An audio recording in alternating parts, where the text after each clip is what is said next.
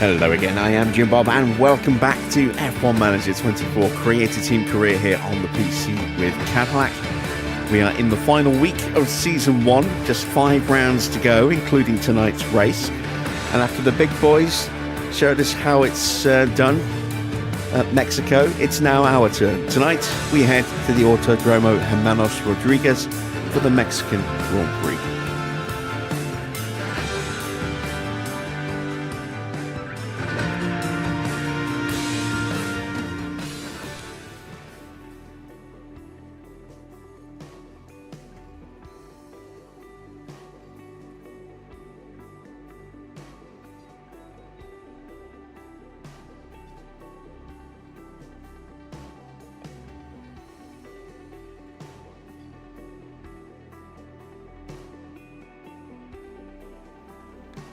So, yeah, pretty interesting Grand Prix this weekend. Lots of talking points. We will get to those during practice. But first, we need to get ourselves prepped and ready to head to Mexico.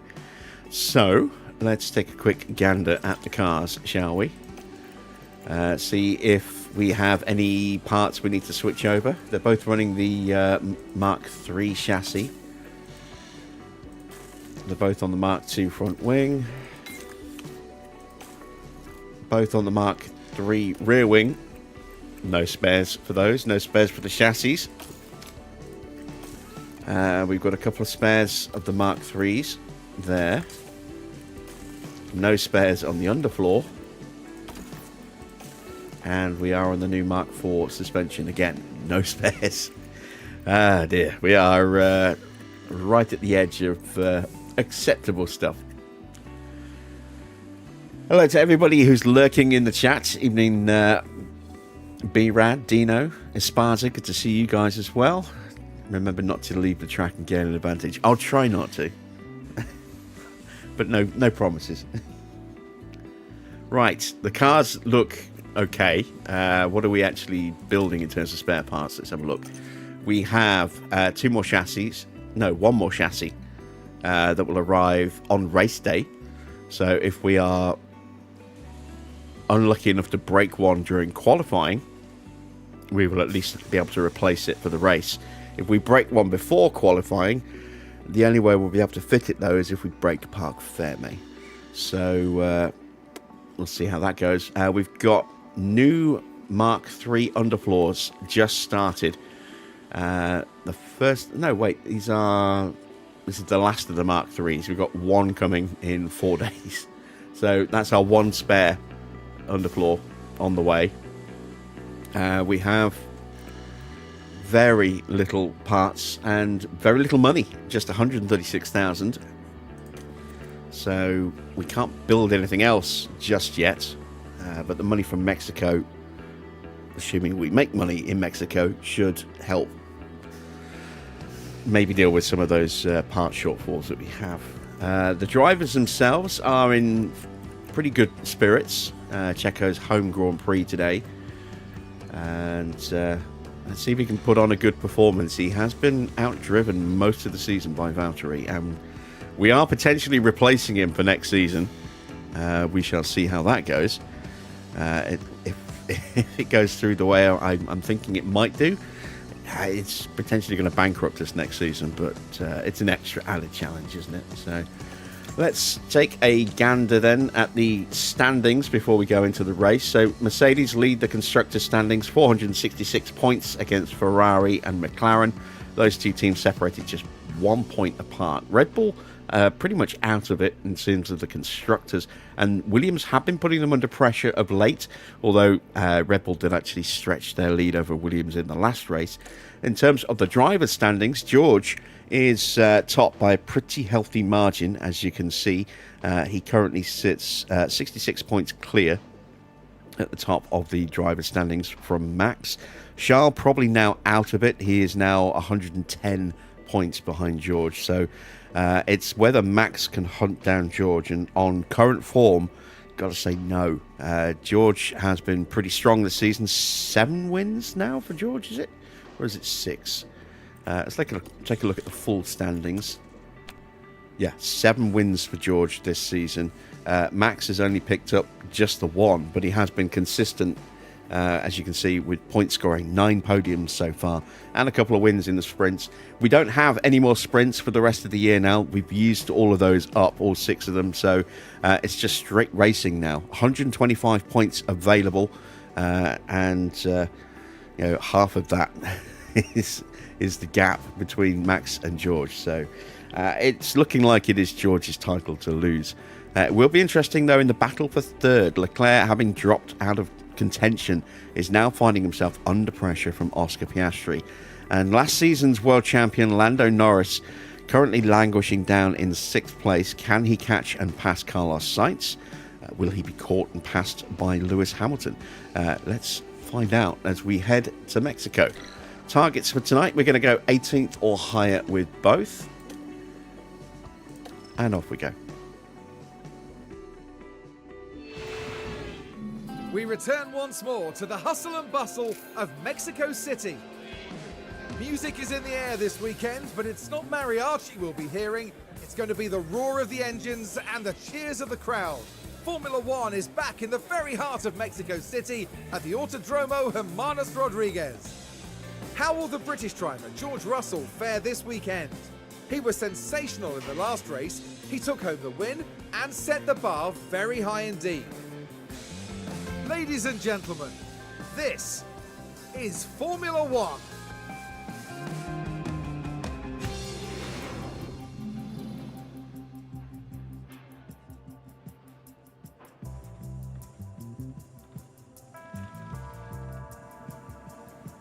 So, weather-wise, it looks like it's going to be potentially quite a hot one. Clear skies all weekend. Let's put the rookies in the car. Let's give Logan and Jack a run out. So we can squeeze in a little bit more extra development for them. Evening, Victor. We're going to go with some soft tyres in the first session. I'm not sure, but I'm probably going to use hard tyres. I think we'll probably end up doing a medium soft around here. Maybe even a medium hard. We shall see. Let's skip the setup for now and sort out the car parts. So we'll go with the 20% engine. Valtteri has got his engine penalties out of the way now. So wherever he qualifies will be where he starts, unless he gets a boost. With other people taking penalties, which is definitely possible. We've seen a lot of cars kind of struggling with penalties so far this season, and we still, as I say, have 5 races to go. So we may yet see more penalties. Let's move over to car 2. Getting down to crunch time with our one remaining engine for Jacko. We've only got the one ERS unit, so that's all he has for the rest of the season. We do have, as you can see, an older gearbox that we can drop in for practices, so that's good. Let's see. Driving options, again, we want to protect. So Mexico is normally, I think, 19 laps for 2 separate runs. So we are going to fuel the cars for 20 and see if the tyres will actually do 20. There we go. And now it's time to put our setups onto the car. So we will mix them up a little bit. Nothing too serious. Let's start with a 13 on the rear wing for Logan's car, for car 1.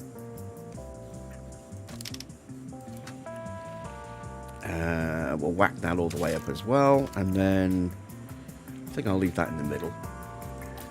And then car 2, we are going to go a little bit different. Probably going to go with a little bit more front wing. Oh, sorry, a little bit less front wing, a little bit more rear wing. So let's go with just a 6.5. We'll go with a 13.5. Let's bring that to a 3.7 this time as well. Going to increase that, but not as much. And we're going to go down on this. Let's take it all the way down and see which of those works, if either.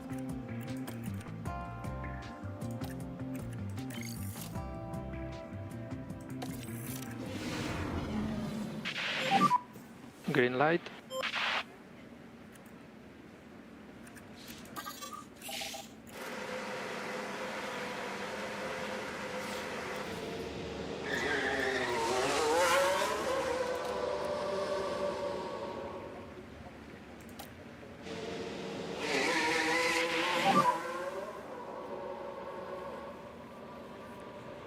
So, Copy. Leclerc's car is carrying some damage again. Yeah, radio check.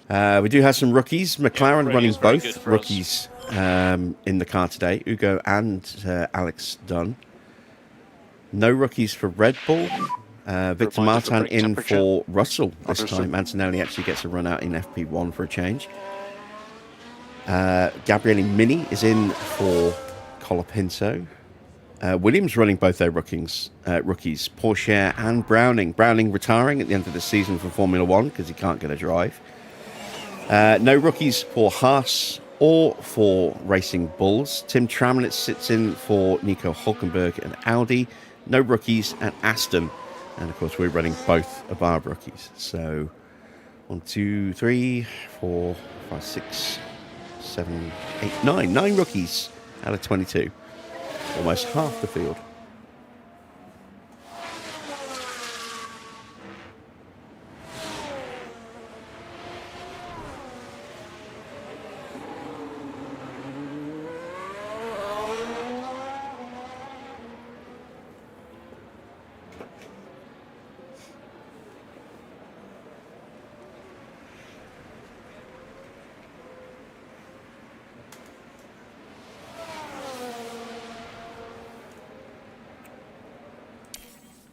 So, a pretty dramatic Grand Prix this weekend just gone.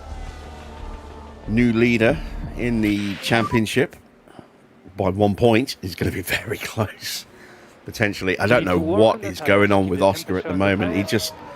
It's like he seems to have lost. How are my tire temps?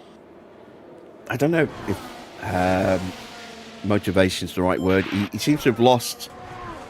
I don't necessarily think it's necessarily confidence in his driving. I don't necessarily think it's a loss of confidence in the car. Maybe a little bit. The car definitely has been caught by the rest of the grid. They don't have that massive advantage, especially in the hot weather that they used to.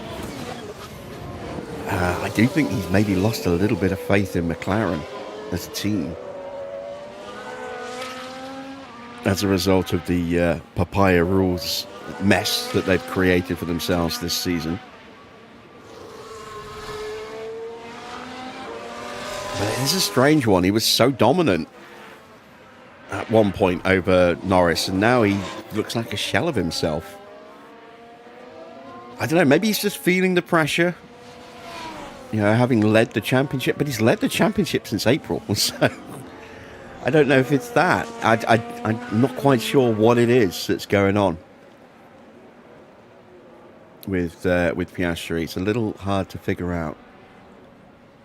But hopefully his form recovers so that we get a really good fight between him and Norris for the title. And Max is still doing Max things. Aggressively trying to outbrake people, not making corners, pushing people off, yet getting away with it. Let me hear your thoughts.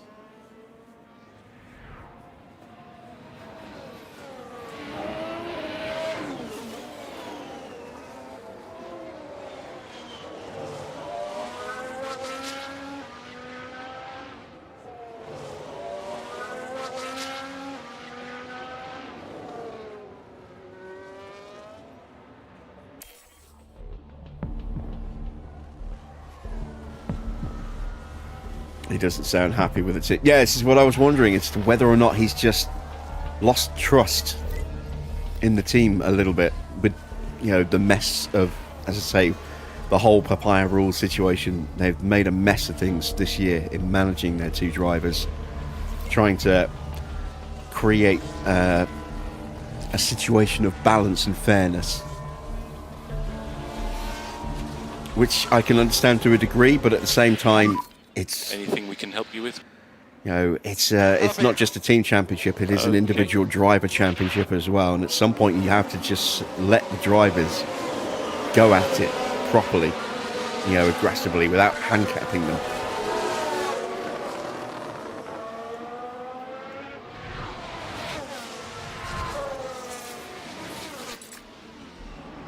All right, we've got some feedback.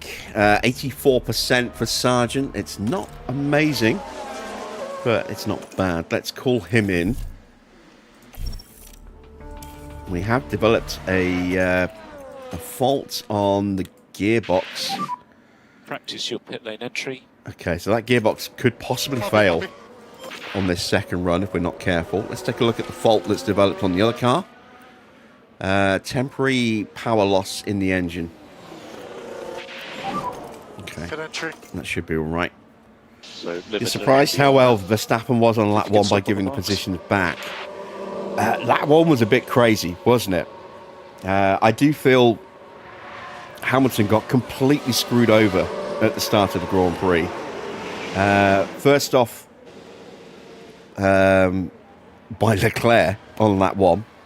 He was slightly ahead of Leclerc going into the corner, and then Leclerc cut turn 2, rejoined at turn 3, ahead of everybody, gave the position back to Lando, and stayed ahead of his teammate and did not give the position back to his teammate there. Max came back on ahead of Hamilton, did give the position back to Hamilton. Then when he tried to take the position back a couple of laps later, and Hamilton went wide at turn 4, he got pushed off onto the escape road. And I do say pushed off because if you watch the replay, you'll see that Max didn't make the corner either. And yet he didn't get penalised for that. He stayed on track. Or he held his position. So, yeah, I think it was a harsh penalty for Hamilton. I can kind of understand part of it, but yeah, I just once again feel that everything seems to be going against Hamilton for whatever reason this season. It's a strange one. He just can't seem to catch a break, and I would love to see him be able to compete again, but it just doesn't look like it's going to happen, does it?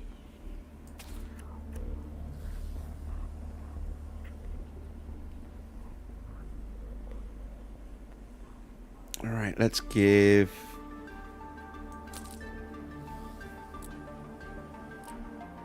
that a try. Let's change the tyres. What did they get to? 42%. Okay. After, just 12 laps. Oof. Evening PR Gamer. Max winning the championship would be absolute cinema. Yes. Yeah, I think we've seen that before. Let's not forget. We saw it in 2007. Alonso and Hamilton fighting for the title. And Raikkonen was a big outsider, and yet he picked up massive points in the last couple of races and ended up stealing the championship from McLaren by a point from both drivers. They finished tied 1 point behind him. And that was a very dramatic end to the season. We could see something similar this season. It's not impossible, but more a case of just the one driver, in front of Max being caught and passed. I don't think... Well, you never know. No, as I say, it's still really close between Oscar and Lando. So there is a chance that they could stay that way, but Lando just has some momentum at the moment. And Norris, he's scoring well. He drove amazingly, and Oscar just doesn't seem to have his mojo at the moment. Sport isn't always fair, so McLaren trying to medal was always going to backfire. Yeah, it's a mess of their own making.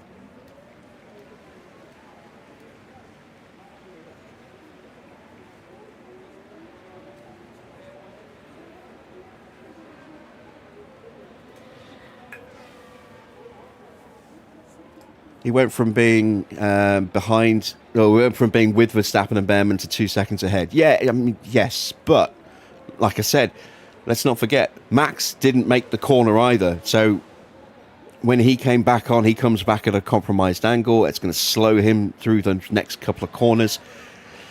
I do think that he maybe gains a slight advantage, but I'm thinking maybe 1 second of an advantage at most. At most.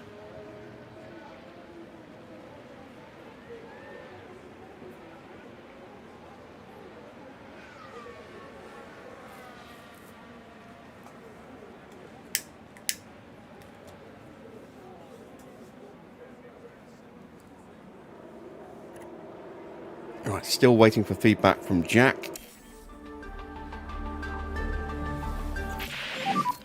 Update when you can. There we go. And he's at 96. That's better. That's much better. Understood. Let's call him in. Make some adjustments to that setup. Send Logan back out now. Hopefully the gearbox holds together. Russell was interesting. Oh my God, he bitches and moans, doesn't he, on the radio? Jesus.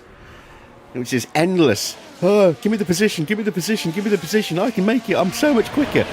And then he was given the position, and he actually lost a little bit of time to Behrman in the end. I mean, fair play. He did give the position back And that he stop on the did mark. promise he would do, but you know, after they'd made some pit stops, Coming and past you now. you know, he stayed ahead until he got overtaken by, who was it who overtook him?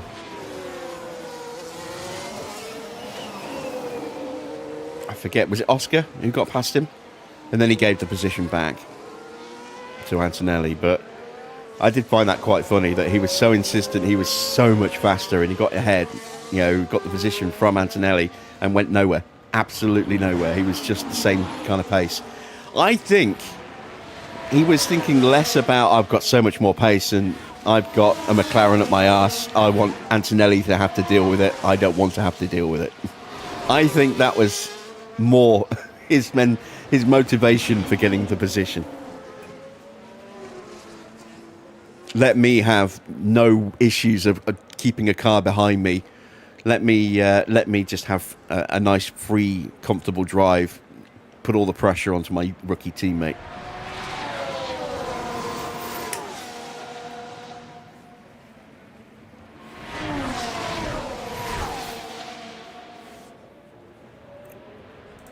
All right, let's have a look. Don't need a massive tweak. Let's just up that. Actually, no, let's not even up that. Let's just bring this up. Like that, because then everything else stays exactly where it is. Let's try that. Tires down to 16%. Oof. He did 17 laps. Yeah, so soft tire's not going to do very well here, it would seem.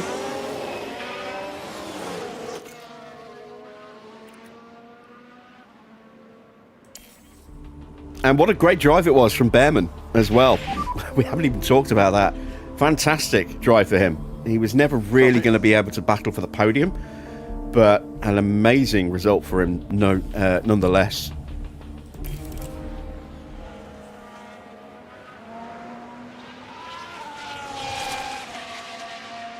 And you forget, my God, that kid is so fucking lanky and tall, isn't he? He's probably the tallest driver on the grid, I think, now. I think he's slightly taller than Hulkenberg. He's a big lad. But because he's so skinny,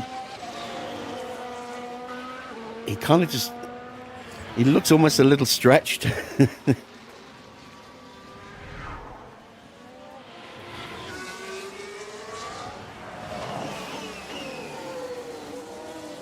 He's not likely to pack on a lot of muscle, though. It's a handicap, being a large driver. Not as much as it used to be, because they make allowances for it now. But back when Hulkenberg first started, that's one of the reasons he struggled to get a drive in the top teams, was because he was so big, No grip. and there was no minimum weight settings to help balance things out with the grid in terms of the drivers. Balance out the drivers a little bit in terms of their differences in size and weight.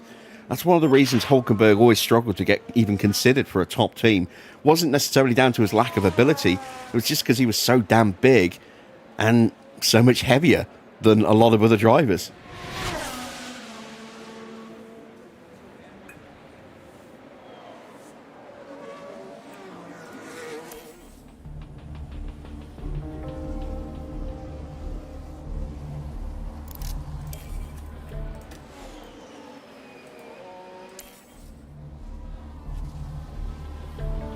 Hiring Hulkenberg back in the days of his early career was, taking on an unnecessary weight penalty.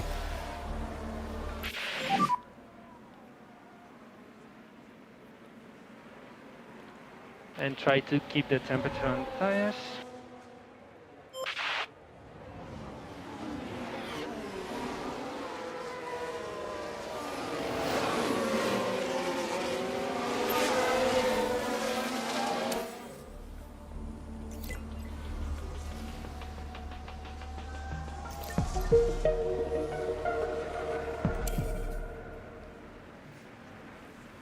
One of my favourite moments of the weekend as well was Red Bull not knowing what the hell they were doing at one point, and GP forgetting to mute his microphone. And Max is just sitting there listening. We're like, what are we doing? Are we doing a one stop? Are we doing a two stop? What are we on right now? It's like, I can hear everything.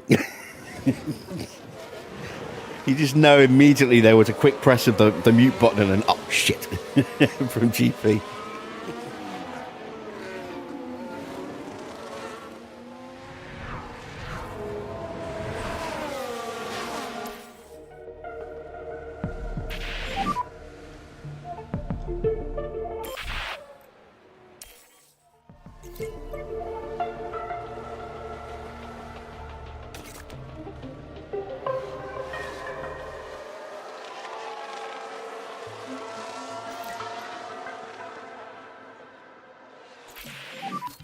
How does the car feel?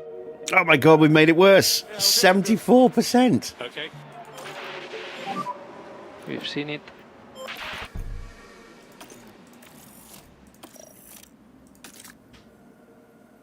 Driver development runs are done, that's good.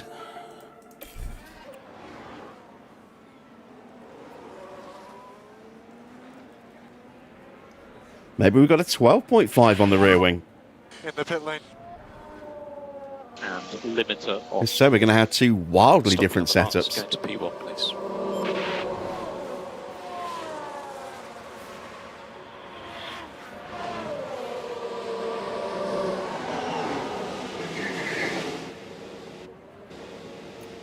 Let's have a look. Yeah, it is. It's a 12.5. Wow. Did not expect that at all, which means that can come back down to there. Give or take. We put it there. And then if we take that back. That's too much.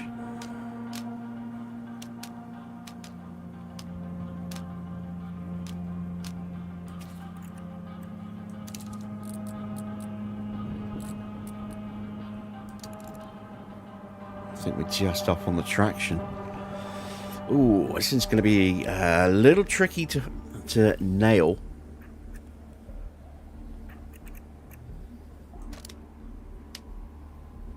Yeah, that is just potentially outside. I'll have to bring that back a touch, I think. So let's push the front wing back up one.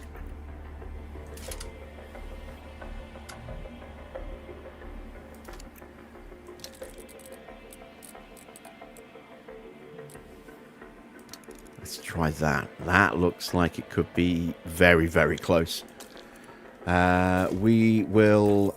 Oops. No, not cancel. We will send him back out for the last few laps if we can. just to try and get a head start on this one because we made the car so much worse. Normally I would just say, that's it, he's had his 2 runs, he's done. But we can get a little head start on getting the car set for Valtteri. That would be a good thing, I think.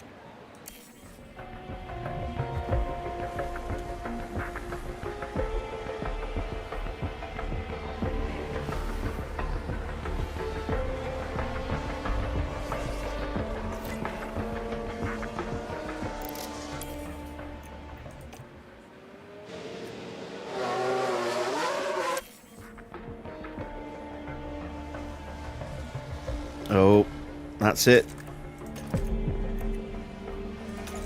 Let's call him in before it takes the rest of the engine.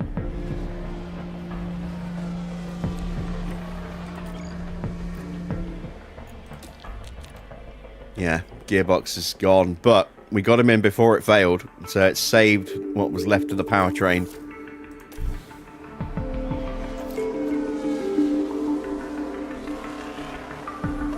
So now we're just relying on Jack giving us hopefully some good news. Tyre phase update when you can.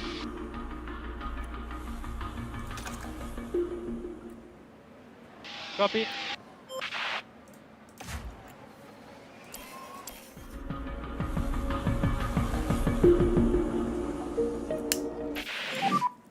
And try to work on your front tires.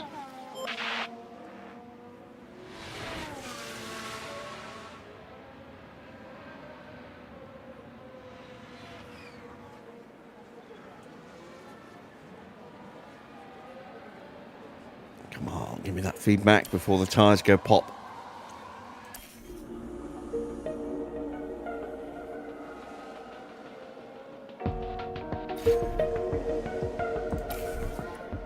They're going to go pop any moment.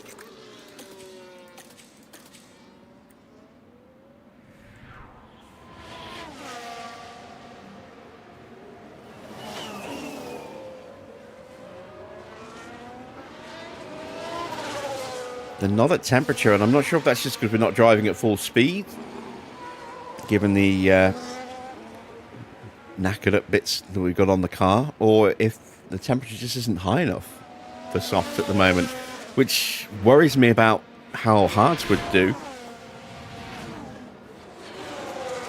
Maybe we're going to have to 3-stop. 2 softs, 2 mediums. We'll see what the hards are like in the next session when we stick Valtteri and Checo back in the car.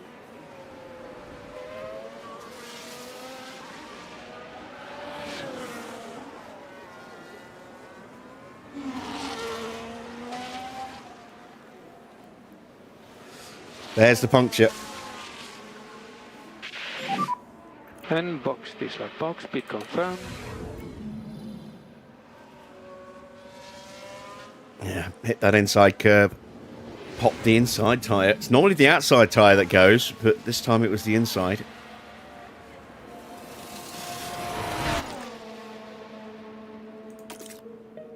Come on, give me that feedback.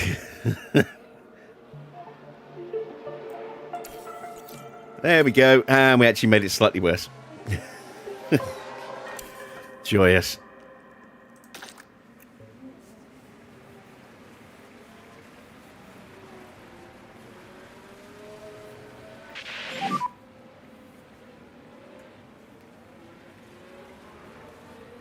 Speed limiter on and speed limiter on.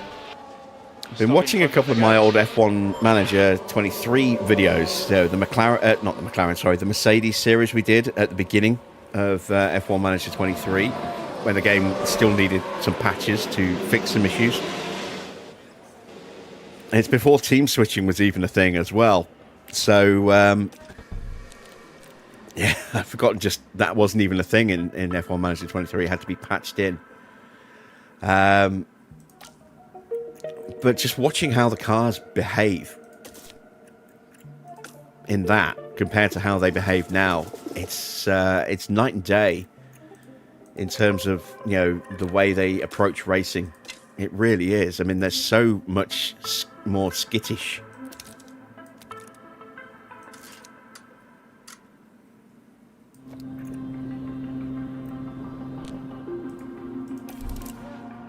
It's like it's almost like a scale electric race in some point where they just switch tracks or switch lanes, and they do it multiple times on a straight when they're trying to attack and overtake. It looks a lot more natural these days in this version of the game. So that's just a little quality of life that we've seen improvement that you don't necessarily notice until you go back and watch earlier versions of the game and realize just how dramatic the difference is.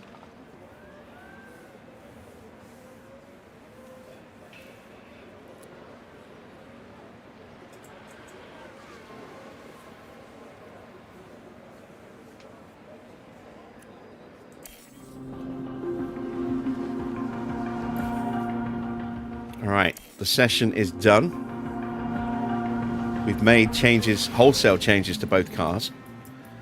Fingers crossed they will work, but we won't know until we put the main drivers back in the car for FP2. And we got some penalties to be issued out. Alonso, Verstappen, Leclerc, Tsunoda and Lawson all potentially taking part penalties by the look of it.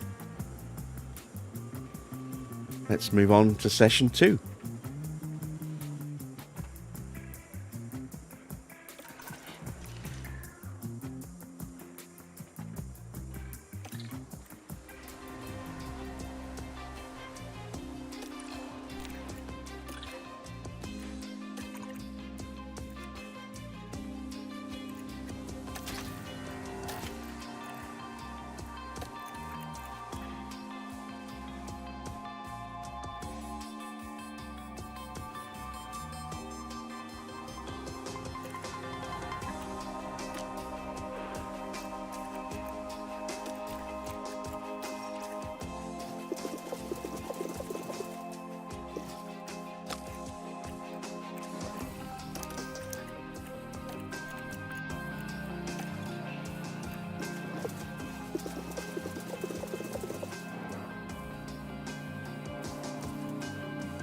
I don't know if we'll get 40 laps out of those tyres, but we'll give it a go.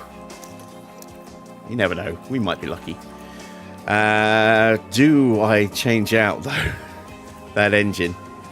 3%. Yeah, let's put the 6% engine in. A little bit of extra work for the mechanics, but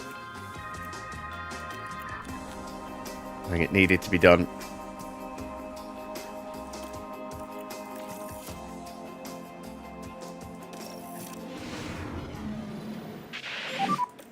Green light.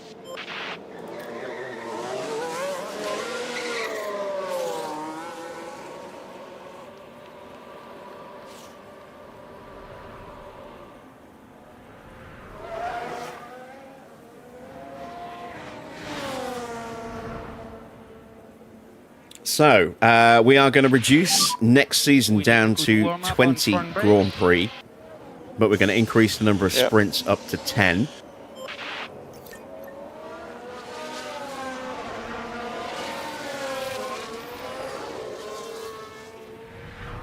One of the circuits that's coming out is Zandvoort. So there are 3 other circuits to be removed. Let me know your thoughts as to which ones you'd like to see disappeared off the calendar. I'm not going to say I'm definitely going to listen to all of those suggestions, but I will certainly take them under advisement. I have a rough idea of a couple of the circuits I'd like to get rid of. Also, let me know where you would be interested in seeing some sprints as well. Say we are upping the number of sprints from 6 to 10. So half the Grand Prix will be sprint weekends, half of them won't. Let me know where you'd like to see some sprints. Doesn't necessarily have to be a new track. If you have a weekend that is traditionally a sprint weekend and you like to see it, let me know. And we will start to kind of form the picture of next season over the rest of this week.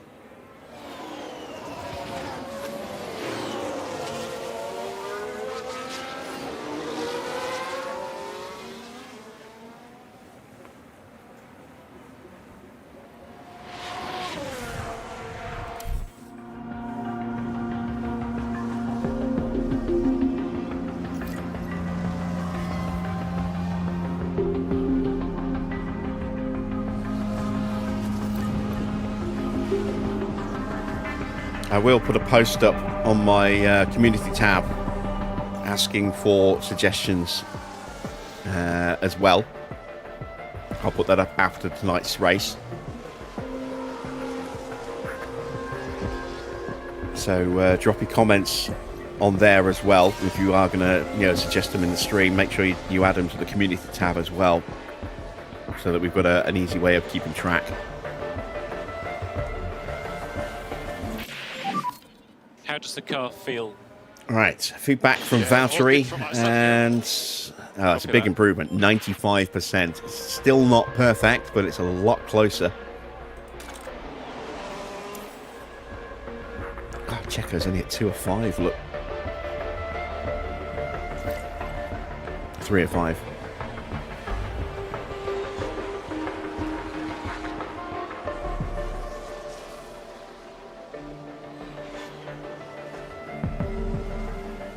That's the difference in feedback between Mark Slade and Javi.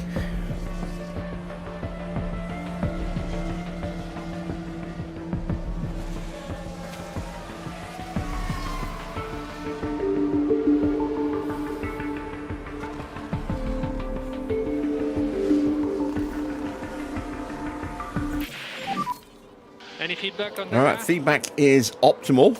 Yeah, keep it. And it is 100% lovely stuff. We've almost got the car fully learnt as well, just 1% away. And we will easily hit 100 on that this session with both cars currently on track. So now we just need to let them spend some time learning the circuit.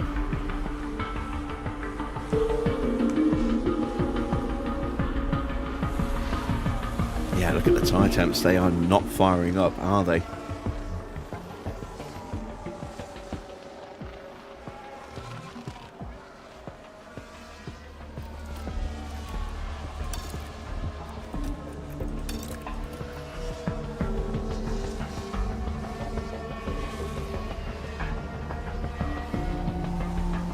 So they are going to need a push to get them up to and then keep them in the window. Useful knowledge for race day. Pretty durable. But probably not particularly quick.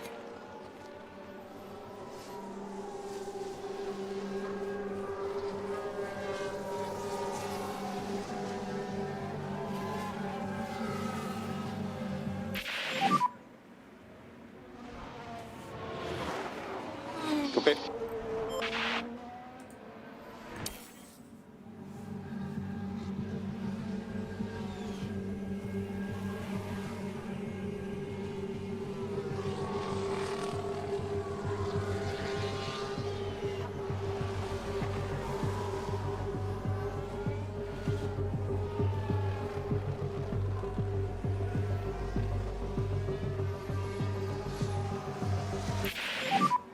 What about tyres? Started getting increased deck on the tires. AFA. Made it most of the session. 37 laps, tyres down to 15%. Let's not take any unnecessary risks. Let's just call them in. We can take a look at what we need to tweak for Valtteri. Need to find 5%. I think that has to go up this way, which means that's going to have to go back up there. I think we're looking at something like that. Hopefully those will hold. They look like they're going to.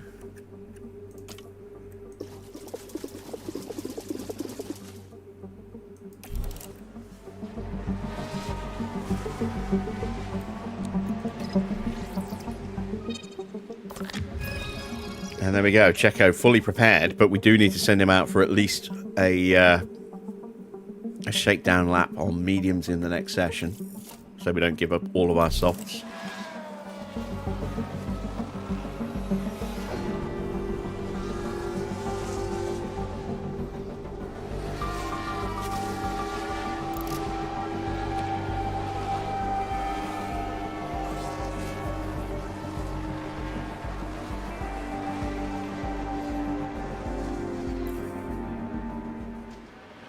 And there we go. End of session 2.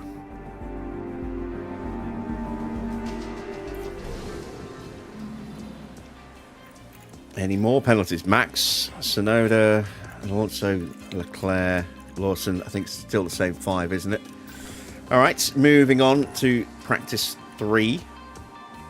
It'll be a very short practice session for Checo. We've made some tweaks to Valtteri. He is pretty much there as well. Just needs a couple more laps, I think, just to make certain, because his setup isn't at 50%, or isn't at 100% yet. So we'll let him do a full run, but Checo's just going to do a couple of laps and come straight back in again. Let's slap in a little bit of extra fuel. Go and send them out. Green light.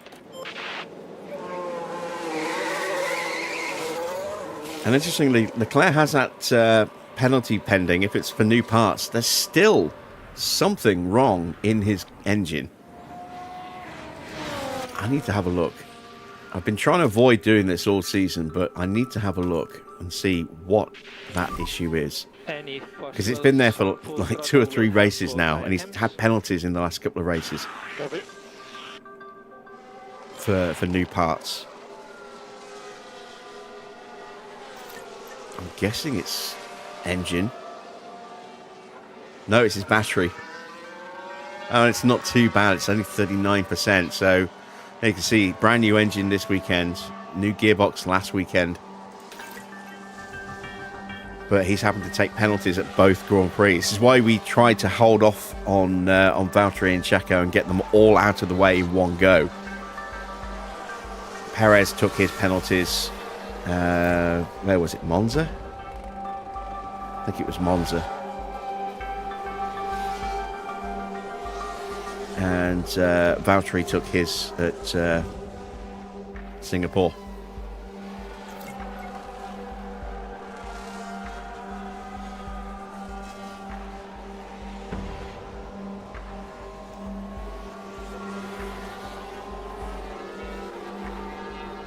I think. Any comments though? Keep the same. Copy that. All right, feedback from Valtteri. Is it improved? Oh, so close. It's good enough. It's good enough. Let's get Checo. Oh, Checo's only coming back in. These tyres not firing up properly either.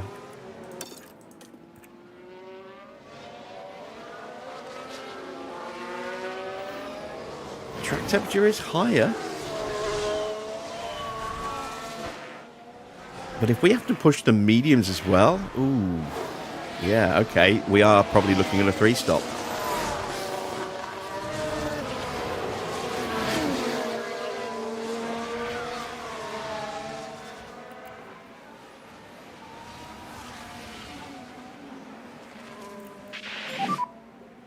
Diddley.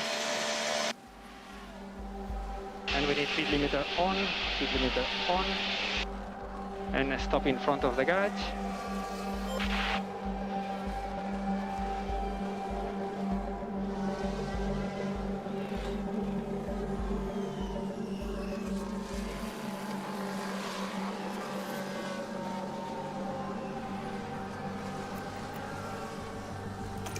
Yeah, tyres are concerning me slightly. I'm not really sure how they're going to react. It's not easy to try and predict what is going to need to be pushed, what isn't going to need to be pushed. Dirty air in the Grand Prix will certainly help keep temperatures a little bit higher, but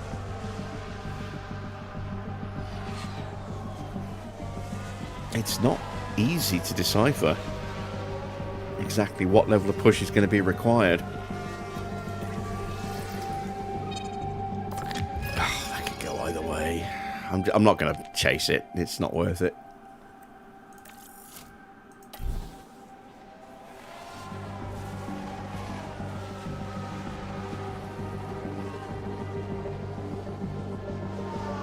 If I had to guess, I would say it'd be up 1, but if we get it wrong, we could go down, you know, to 97%, maybe even 96. So I just don't want to take that risk.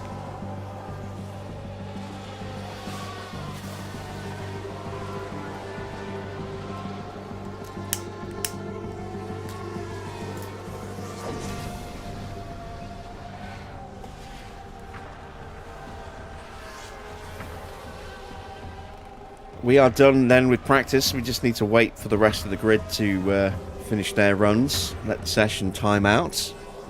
Just over 12 minutes to go.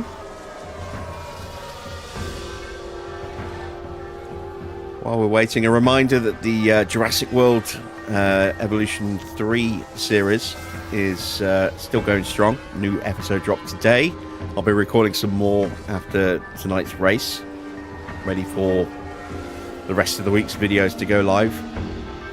And we did a live stream on Saturday for those who missed it, just messing around in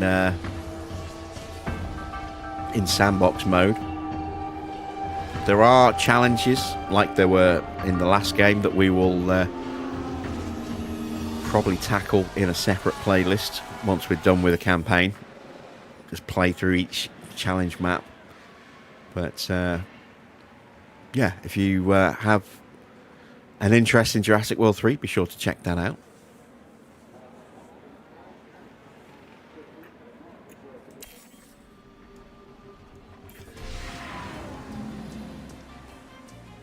Anyone else on the list of penalties? No, still just the 5 drivers. So we are ready to head to qualifying.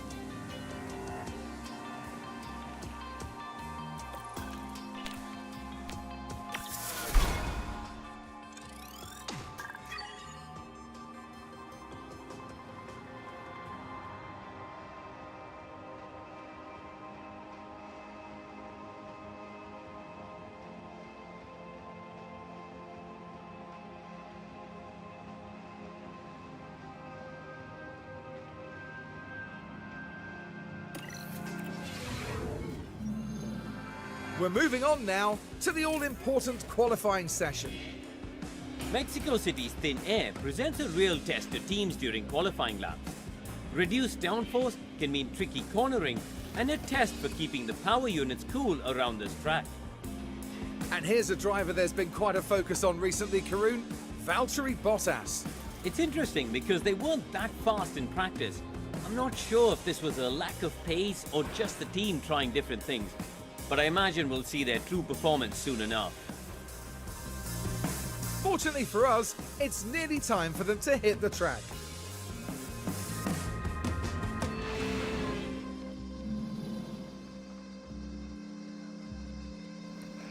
Yeah, don't get your hopes up. Let's see. Qualify. Oh, wow. We have got extra penalties. 1, 2, 3, 4, 5, 6. We've got 6 cars. One of the McLarens, by the look of it.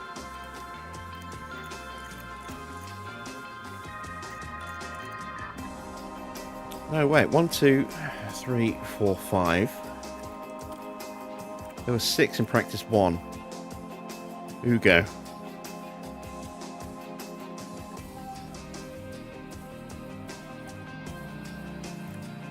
Odd. Very odd. Right, let's get the good bits in. Qualifying has been our Achilles heel all season. We haven't really qualified well at all. But we are able to manage our tyres well in the Grand Prix. And that has enabled us to take some very, very nice points finishes. 6 of them so far this year. For a grand total of 30 points.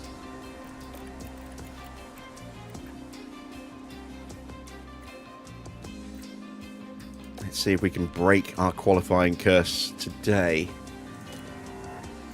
Somehow I doubt it. 5, 4, 3, 2, 1. Green light.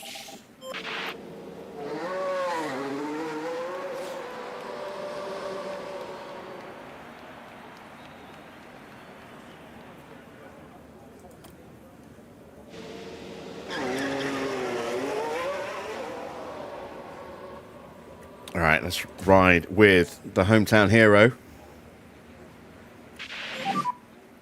And if you want, you can go to mode warm-up. Copy.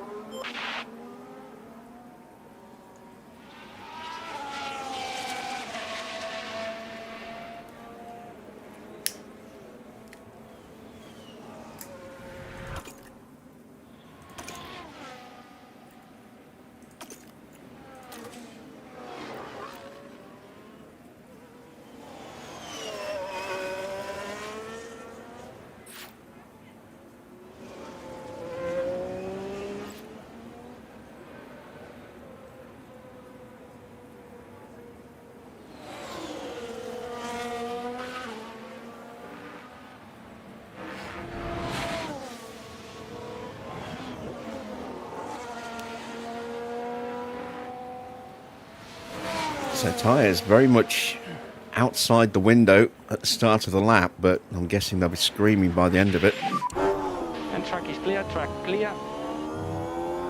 And charge button off for last corner, charge button off.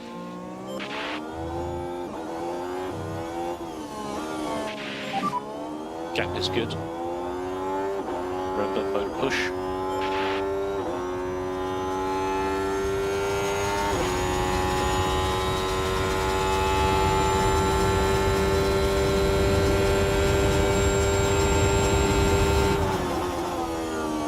Antonelli running a little wide on his warm-up lap.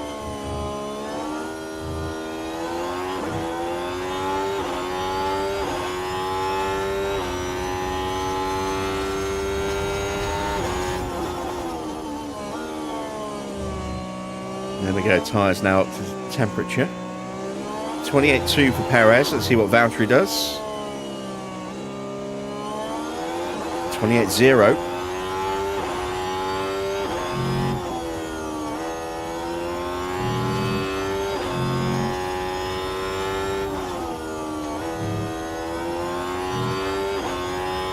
Matches Albon in that first sector. 30.9 for Checo in the middle as we enter the baseball stadium.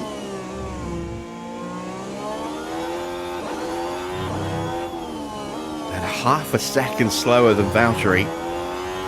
Now the tyres starting to get a little hot. So they didn't scream at the end like I thought they would. Just pop up into red briefly on that left rear. Valtteri crosses the line and he is almost an entire second ahead of his teammate. So Perez not on the pace. Is that all down to tyres? Let's take a look at Valtteri's tyres. They look like they got a little bit hotter on his lap.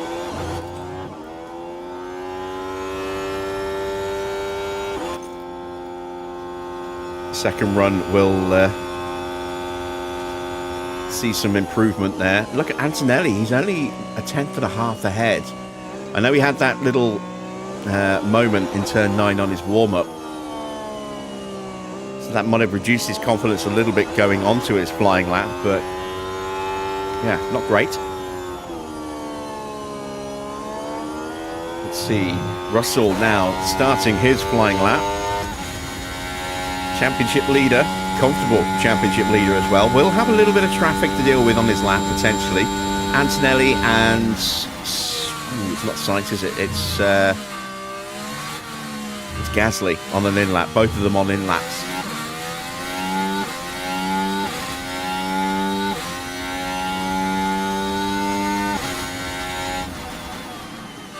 You've been wanting this game for some time for your PS5. Is it worth it? On, please. Yeah, I think so. I mean, if you've wanted a game like this, this is the best option out there, especially on console. You can't run mods on it, but you can, create your own team. You can run your own custom liveries within the bounds of the livery creator in game. And if you wanted to try and recreate a real-world manufacturer, I've got a whole list of video tutorials on my channel as to how to create logos for sponsors, like a main sponsor like Marlboro or Camel, West, if you wanted to try and recreate the 90s and noughties McLarens. Engine manufacturers like Porsche, Lamborghini, Cadillac, Ford, Skoda, Lancia, TVR, DeLorean. There's a whole load of different logos out there. So yeah, if you wanted a more passive game where you're watching rather than driving, this is the best option out there. And you can do some pretty special things. There's a whole back, catalogue of footage of the PS5 version of this game on my channel as well, so you can see it running and make your own decisions from there. And all the logos that I've built were all built on the PS5.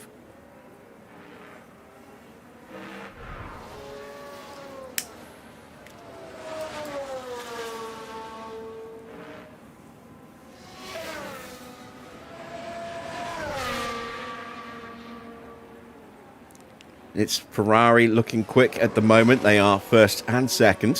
Where did George end up? In 6th place.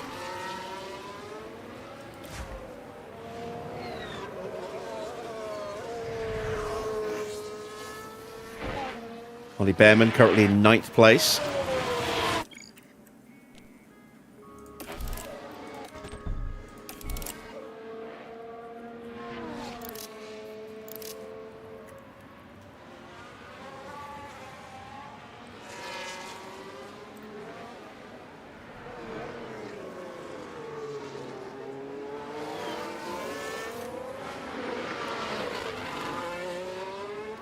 Strong middle sector for Sainz.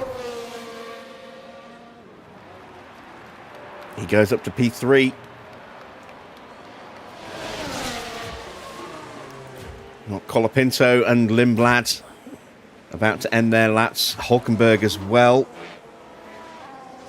Hulkenberg goes P14.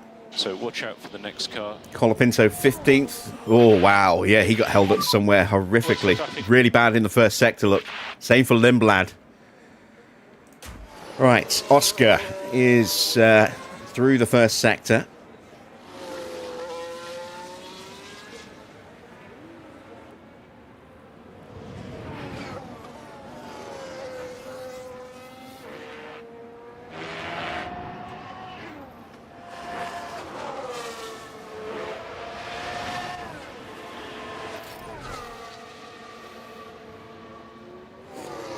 Is that a Red Bull leaving the pits? It is. It's Isaac Hadjar.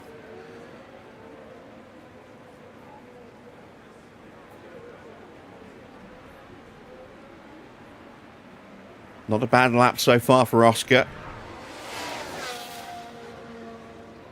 Goes up to P5 ahead of Norris. Mighty first sector for Yuki Tsunoda. Track should be clear. Okay, so mode push and good to go. Is he chasing Lawson? He is. He's getting a slipstream from the back of Lawson. No wonder he's going so quickly. For last corner. Not a good middle sector, though. Evening, Tony.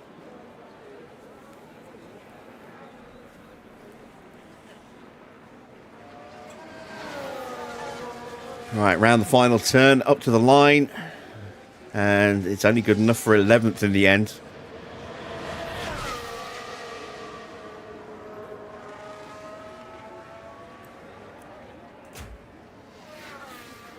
Right, is Valtteri going to get held up? No, Valtteri's ahead. Is Perez going to get held up here by Alonso?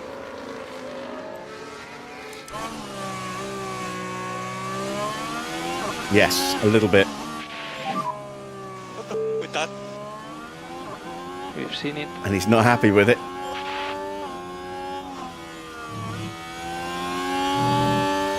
No improvement for Valtteri so far this lap.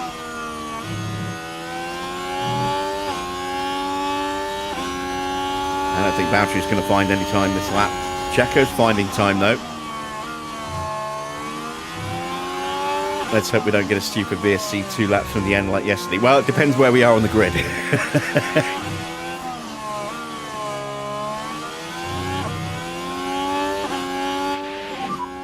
You are now P30. Okay, so an improvement for Perez gets him within a couple of tenths, by 1.5 tenths. But still not great pace. All right, here comes Isaac.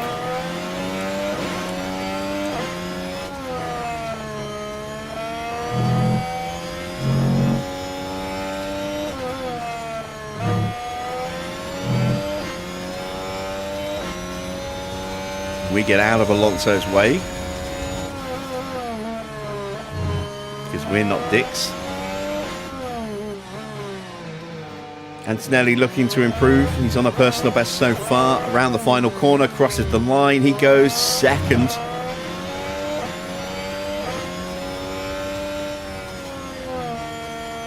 Hadjar up to 12th. What can Nando do?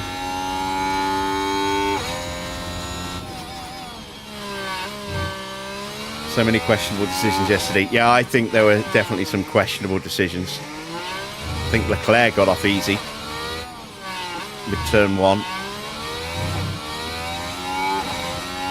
Well, turn 2, lap 1. Alonso goes third. Nice clean lap for Alonso.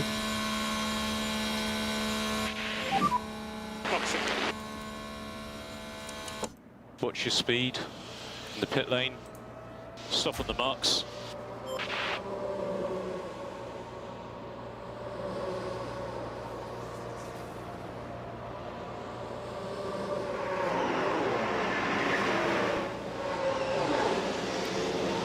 Difference was, though, theirs happened on lap 1. You know, opening couple of corners. And there's always that leniency for lap 1 incidents in the first couple of corners.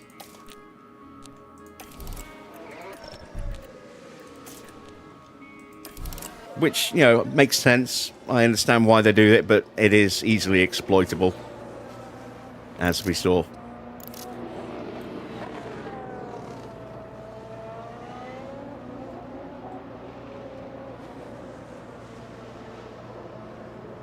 Alright, when do we go? We are potentially looking like we could squeeze out this session here.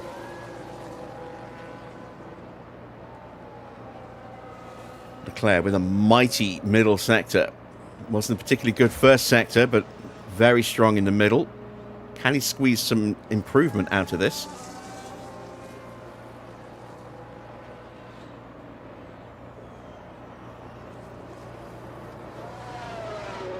No, but he was mighty quick in the middle sector, in the final sector as well. So had he had a better first sector, he would have stretched his lead at the top.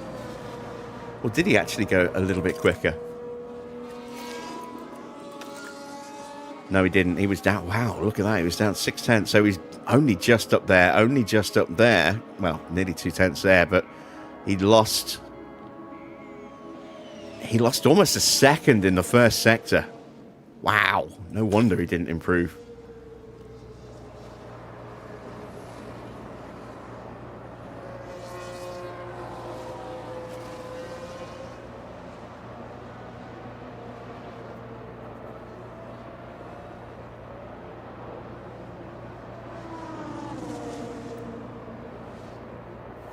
Here in the CMS with Yuki and Red Bull, all they care about is Max. I think it's less the case now, but it is very much a legacy of building the car specifically, you know, to make it as fast as possible with little concern for whether or not the drivers can actually manage it. You know, relying on Max's, you know, superhuman ability to drive the car.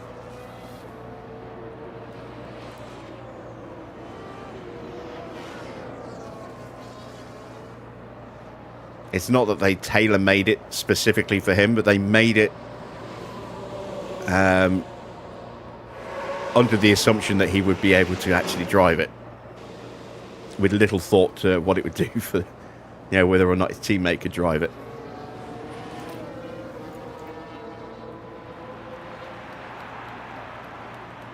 What about the two marshals on track? Lawson was lucky. I haven't actually seen that. I saw a headline about it, but I didn't actually see that moment. So I do need to check that out.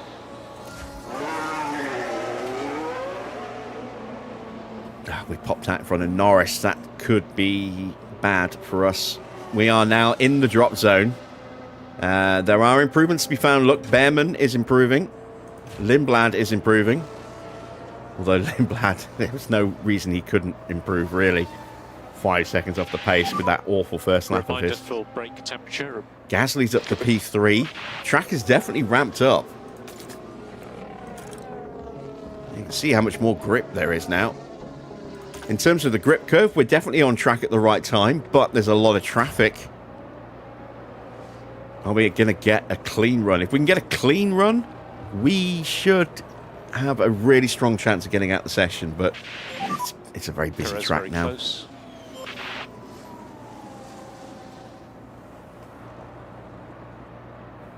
You don't think the drivers are good enough to partner Max? I don't necessarily think it's a case of that. I think it's, as I say, Max has this superhuman ability to get the most out of a car in that is a real handful to drive. And track is clear, track clear. There's nobody will be who has more that push for level last of corner. feel for the car. Leclerc wouldn't be able to drive that car the way Max does. Hamilton wouldn't be able to drive that car the way he can does. Nor would Piastri or Norris. You know, You are good to go. maybe Alonso could come close. But I think, you know, it would wear him out at a quicker rate than the others because of his age.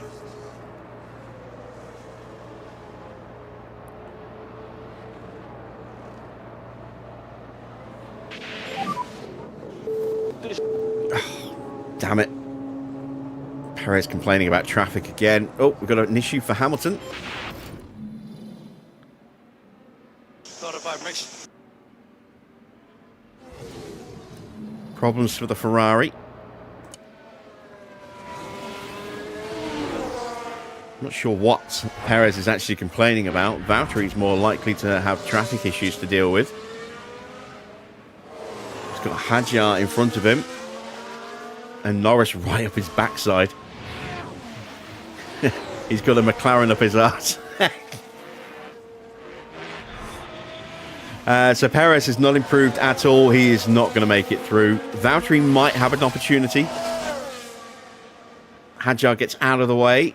Valtteri's found some time in the middle as well. Can he do anything in the final sector? Can he squeeze through as Leclerc goes purple in the first sector, getting that slipstream from Hamilton?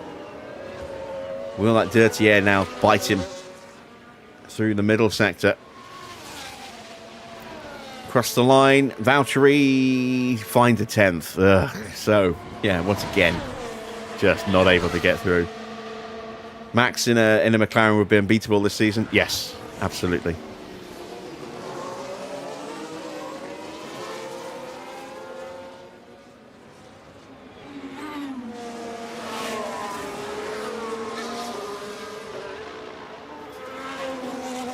Leclerc does go back to the top of the grid. Max pops up into third. And there we go. Everyone has set their times. And George is out in Q1 again.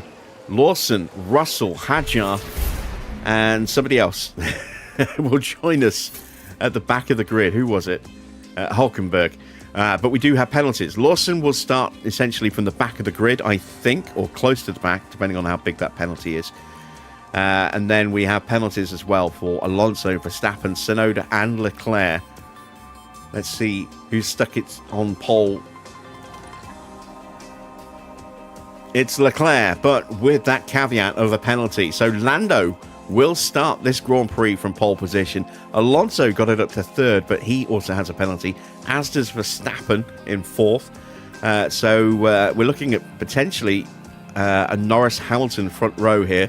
Then it's Albon, Sainz, Gasly, Tsunoda, but he will start outside of the top 10. Ocon, then Lindblad might have a chance of actually getting off the mark today, get his first point of the season. Colapinto, Piastri down in 13th, Antonelli in 14th.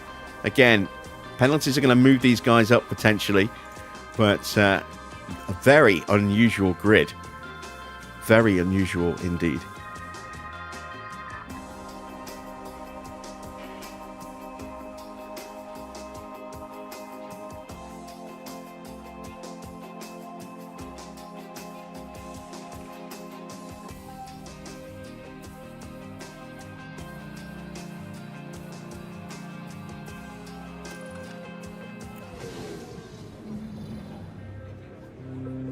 It's almost time to get things going here in Mexico City as we settle down for 71 laps of breathtaking action. We've seen some unbelievable action around the Autodromo Hermanos Rodriguez in the past. Ferrari's Sebastian Vettel had to fight off both Red Bull drivers only to be demoted off the podium in 2016 in what was a highly controversial moment. This Thin air at this elevation means less airflow around the car. Drivers could struggle with cooling their cars and themselves around Mexico City's track. It's a physical test of technology and human endurance alike. The time has come to fight it out. It's race day.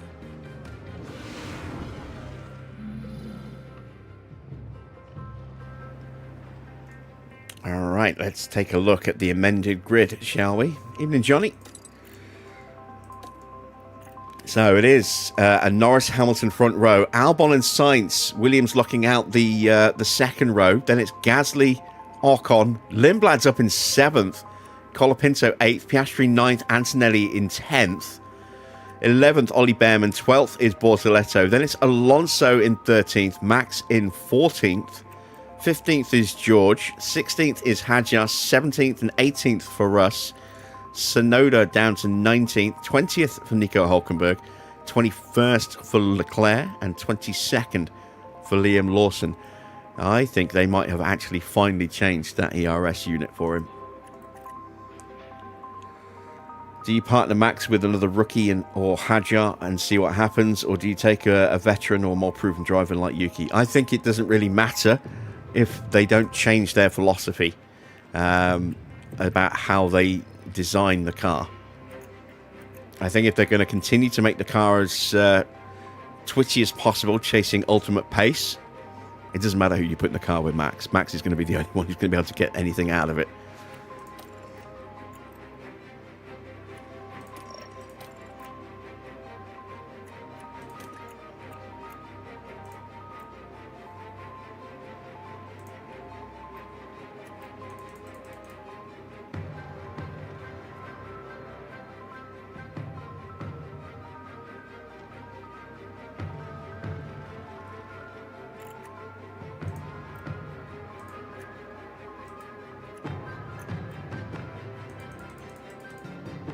I think we're going to run long on our opening stint.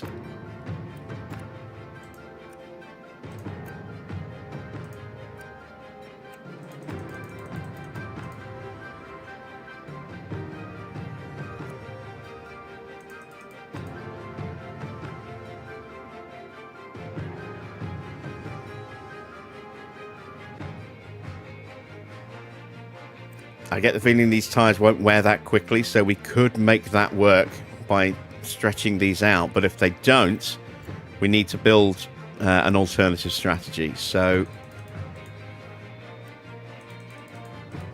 let's go on the assumption that we can do that. But let's also then tweak it.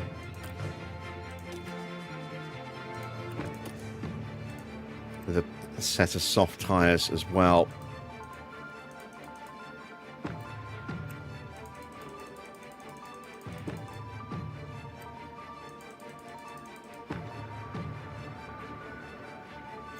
There we go. We'll do the same for Checo.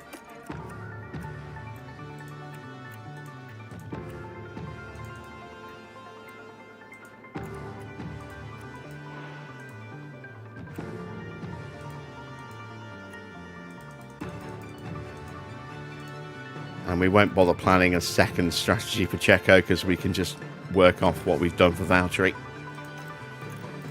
Let's throw in one extra lap of fuel.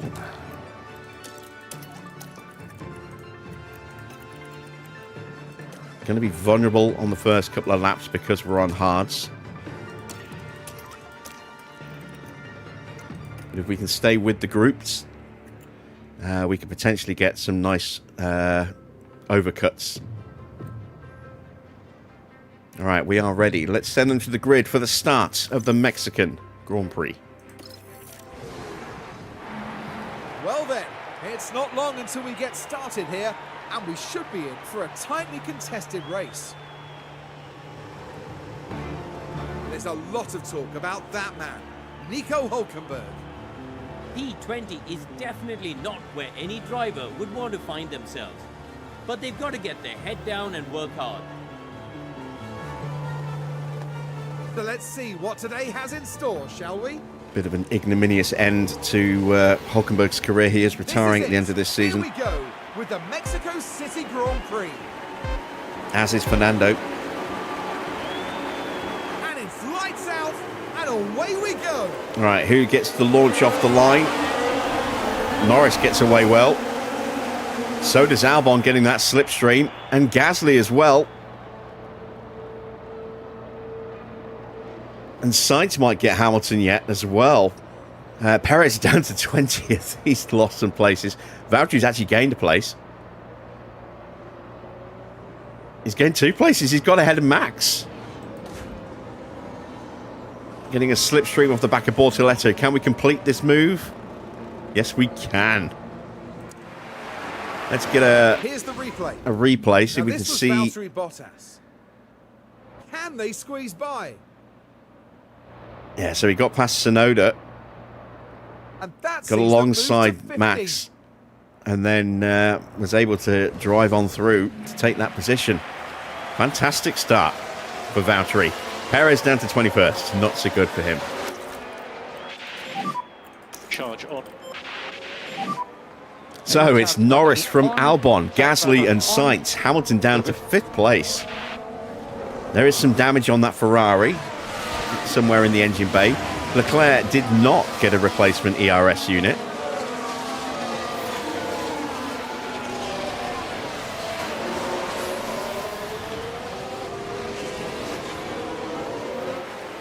Valtteri is coming under really serious pressure here. We are going to have to push the battery right again. Go mode push.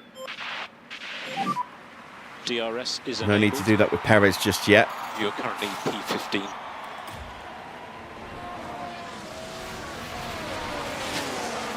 Oh, it's a problem for Sainz. He's had such awful luck with reliability in the closing ends of this season.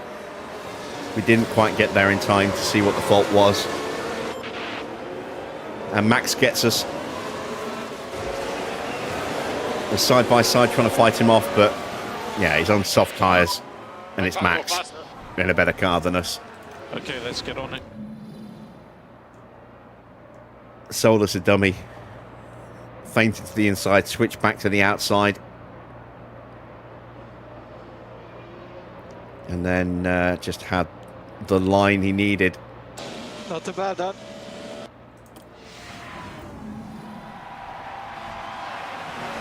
We'll stay with him as best we can. Perez drifting a little bit off of Hulkenberg, so let's turn his battery back on now. ERS. Yep.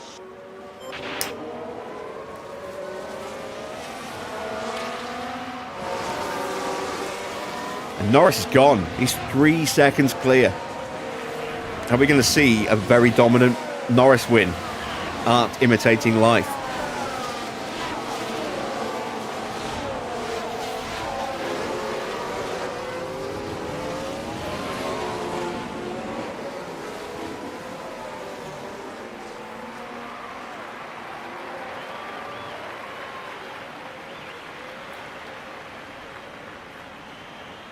Everybody on softs apart from a few on mediums. Nobody on hards apart from us. It could be a real struggle for the next few laps, pace-wise. As Gasly gets past Norris. No, sorry, Albon, briefly. Albon takes the place back. Hamilton's got back in front of Sainz, now that Sainz has that issue. Correct. Tsunoda gets us. Again, no real surprise there. Can we at least stay ahead of Leclerc on the run to turn 4? Yes, we can, as we see Alonso and Bortoletto having a little scrap ahead of us.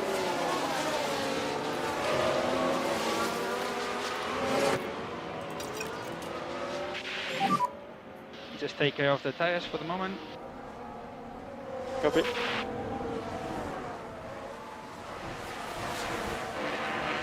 We're struggling to stay with Yuki. Just about managed it, but this is going to be tricky. We might get dropped. Let's get after these cars in front. Try and stay in DRS range for the main straight. We're going to just go backwards again. Don't know if we stayed in range. I hope we did.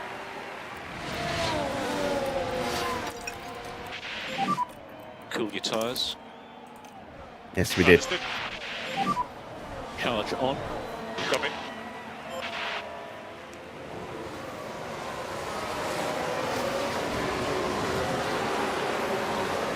Oh, yellow flag. You see a slow Haas. That's Behrman.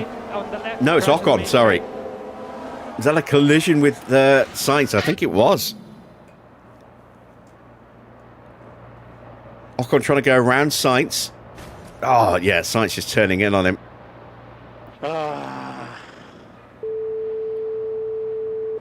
And that's a very broken front wing now for Sainz.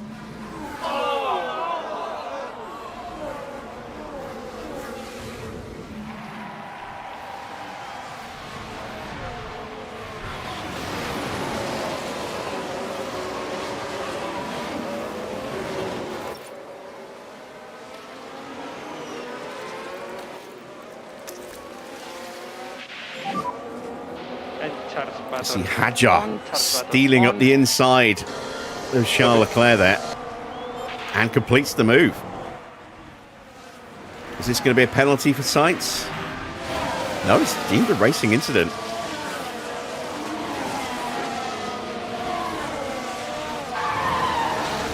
Oh, that's someone off. We heard that. It's Sainz. Sainz escapes a penalty, and then Karma takes his brakes and slams them on. Let's see what happened there. Here we are, we're looking at turn 11. The wheels just lock up there, and they ended up their own passenger. Are we going to see him dive into the pits this lap?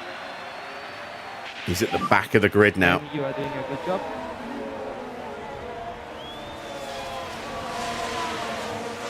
Bottas went through, and Sainz is in the pits. No surprises there.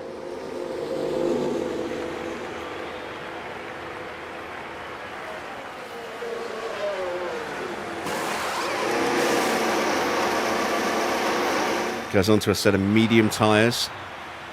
New front wing. Oh God, no! Valtteri's been hit. Leclerc may be involved. Hadjar definitely involved.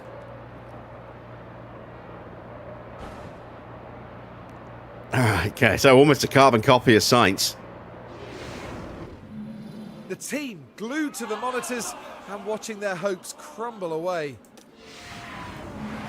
Yeah, almost a carbon copy of Sainz and Albon there. We've got minor front wing damage on Valtteri. Shit, I don't know if we've got a spare front wing. Yeah, we've lost an end plate, look, on the right-hand side. That's not helpful because we're supposed to be going a long way on these tyres.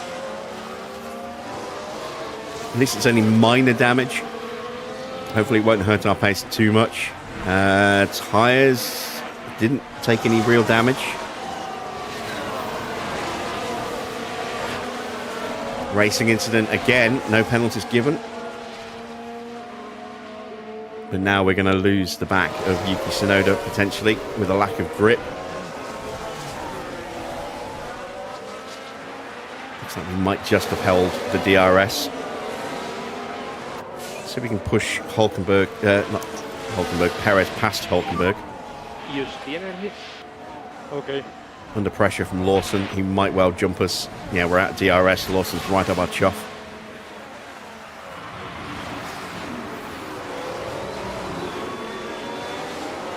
As Max goes past Bortoletto.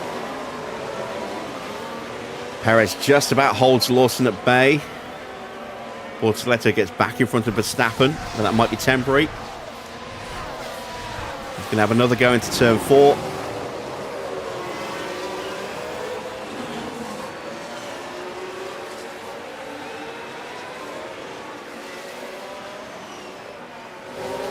Piastri having qualified down in what, 13th, 14th, I think it was 13th. He's now in 5th place.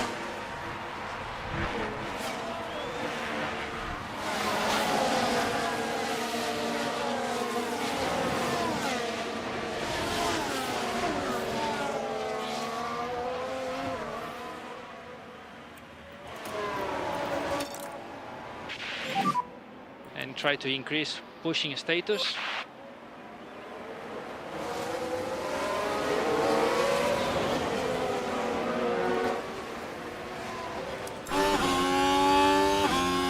get DRS. Yes, we did. Good. He does have DRS on you. Limblad up to ninth again. Gets past Ocon, who has that minor damage on his car. Perez is just struggling at the moment. He's down 1.5 seconds to Hulkenberg now.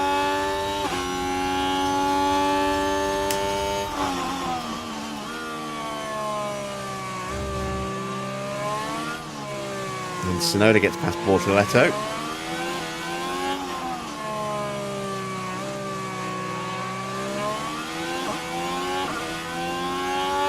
Some big gaps opening up thanks to the drama we've had. It was pretty close between Albon, Gasly, Hamilton and Piastri. Bit of a gap then, 4 seconds and change to Antonelli. He's nearly 4 seconds ahead of Colapinto. Norris just sitting comfortable at the front of the grid. Alright, looks like we might have just got Perez back in range.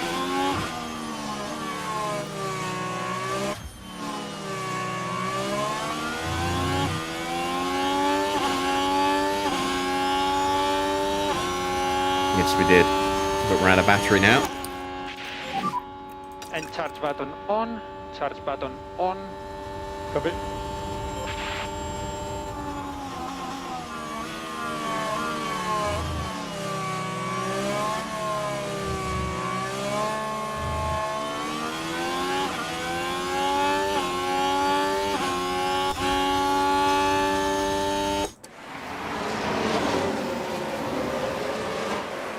Well, another crash by the sound of it. No, maybe not. It sounded like a little thunk of cars then.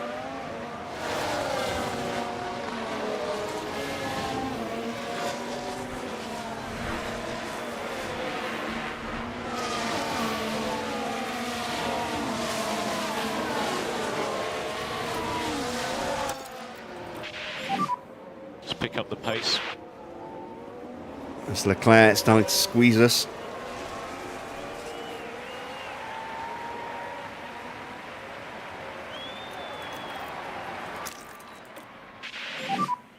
Mode push, We have please. lost the Mode DRS, push. I think.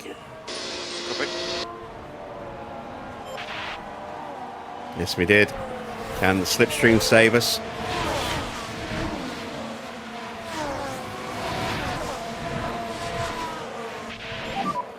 He has DRS. Leclerc up the inside. And he will complete that move. I can't keep up with them. A long way to go.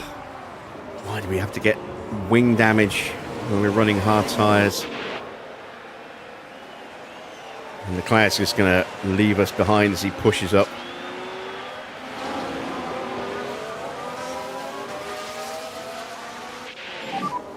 We're happy with time management. Yep, copy.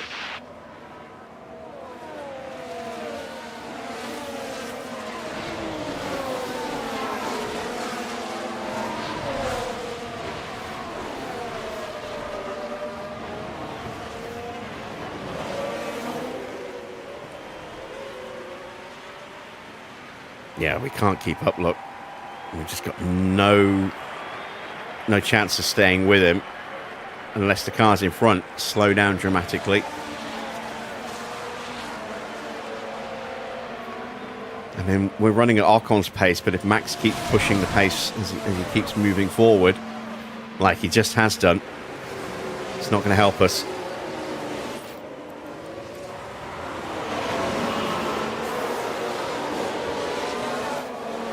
So, we lose another place, this time to Isaac.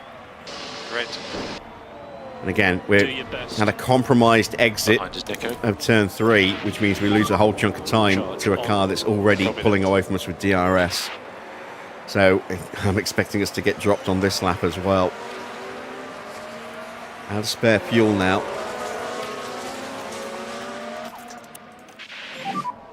We need you to increase lift and coast. Yeah, copy.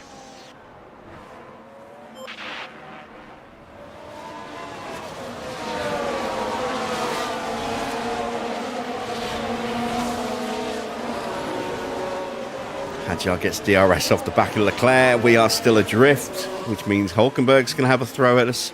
Colapinto into the pits. And Hamilton's car just got worse. But the car's definitely not happy. Surely some kind of fault. So that's either engine or gearbox. I'm not sure which one, but whichever one it is, just went You need orange. to keep your K1 usage down a bit, otherwise you just run out. It's just wear at the moment. It's not an out-and-out fault. That's a fault. And as far as we can tell, they've got a fault with the car. Complete lack of useful information there, but it is what it is. Slow down now. Copy.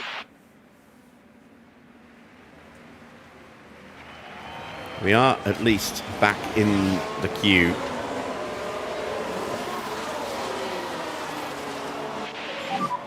What about tyres? Not too bad. And we need to increase lift and coast by 30%. Copy. We don't really have any pace to push forward against the soft tyres just yet. This is the trouble when you have cars that are much quicker than you starting behind you with penalties. It makes it very hard, A, to stay with them, and B, to then get past them when their tyres start to struggle. As Bortoletto gets past Ocon.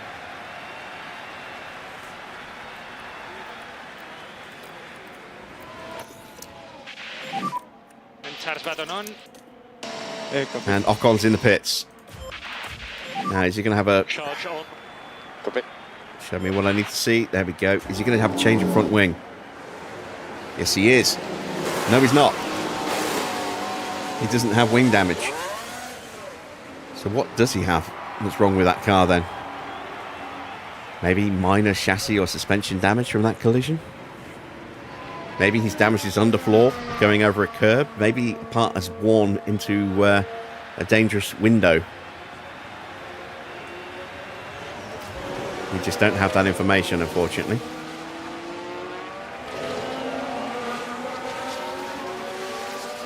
So now it's Bortoletto who is the cork in the bottle.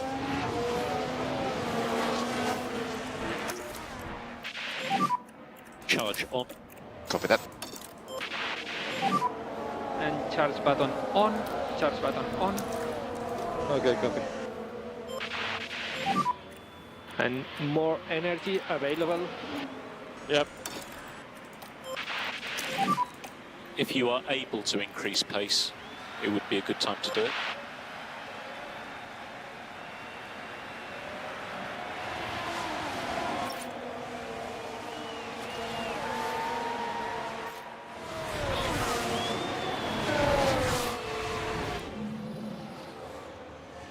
I have a problem on the gearbox. All that hard work for Pierre Gasly could start to unravel.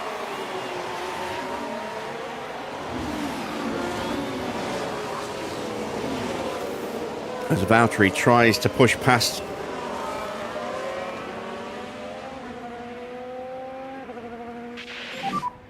Hulkenberg has DRS. And does so. Doing a great job, mate. You are currently P15. So this is what happened.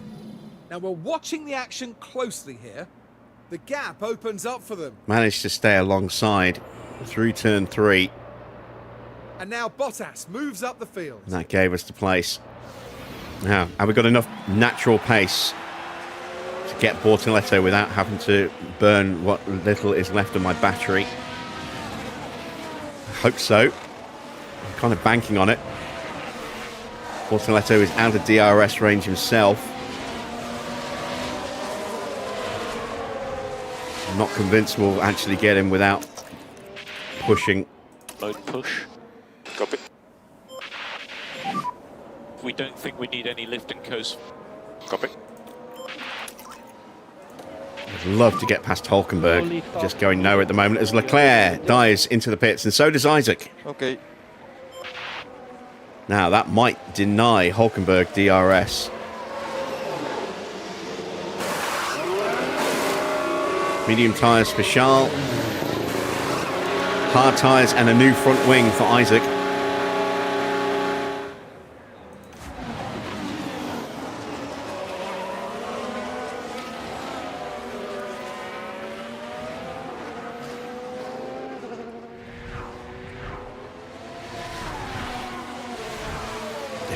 Hulkenberg did get the DRS, unfortunately.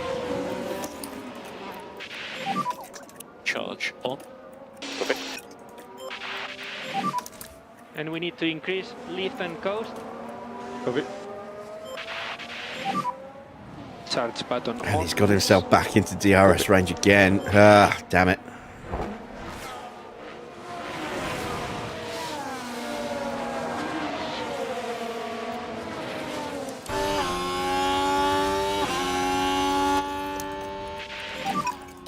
Charge on. Copy.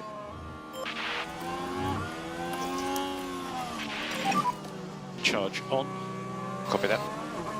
All right, Behrman, Verstappen and Tsunoda all hitting the pits at the same time, as does Bortoletto. And Lawson as well.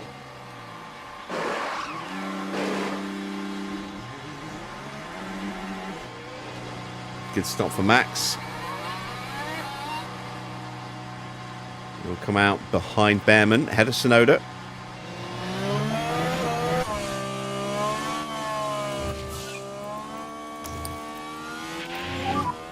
Okay, charge on. Copy.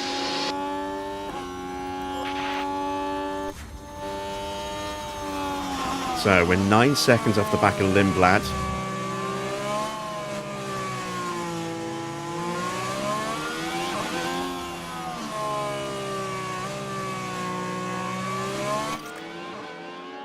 We're initially scheduled to stop around lap 28, 27, 28. Hamilton, oh, is this a retirement?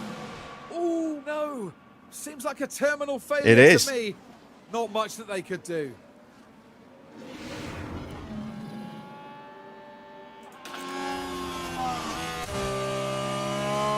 Hamilton into the pits and is out of the Grand Prix. And his recent run of form is going to take a hit as a result. And it's going to put us up another place, 9th and 11th.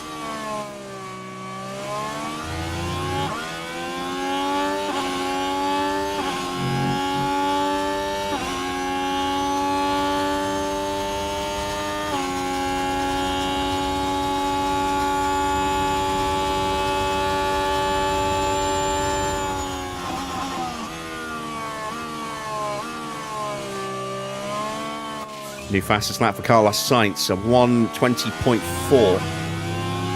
He is back up to 18th place now.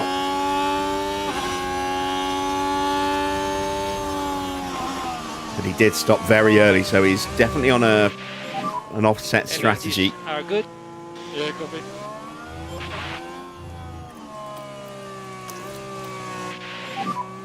Charge button on. Charge button on. Copy.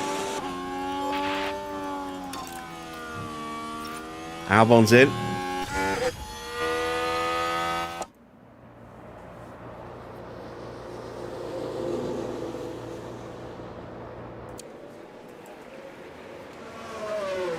And so is George. That's a bad stop for Albon.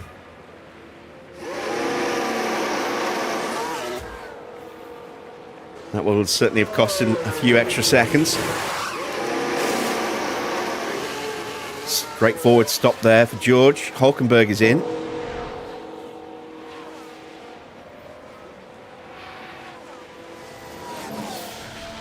And Valtteri's going to get past Albon. Can Perez do that? Not quite.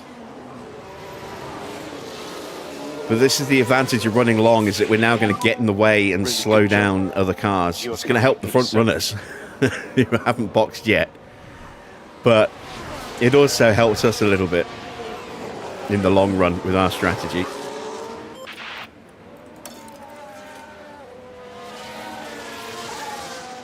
Track temperature at 36.8 degrees.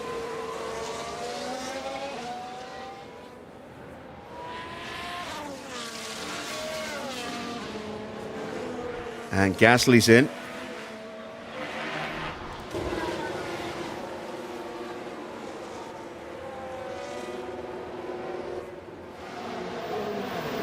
We might.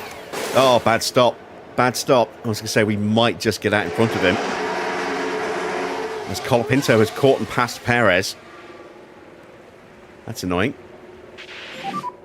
Continue like this. And behind we have... Because cars coming out of the pits are very slow into turn 1.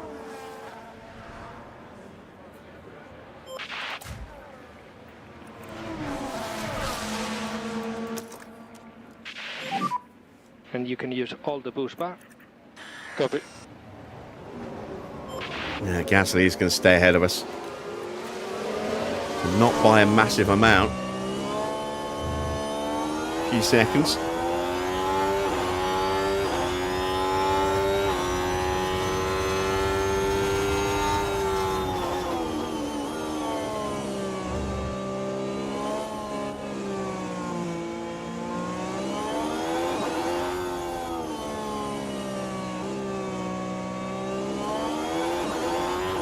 Getting a little bit closer to our pit windows. A little way to go yet, though, as Oscar dives into the pits.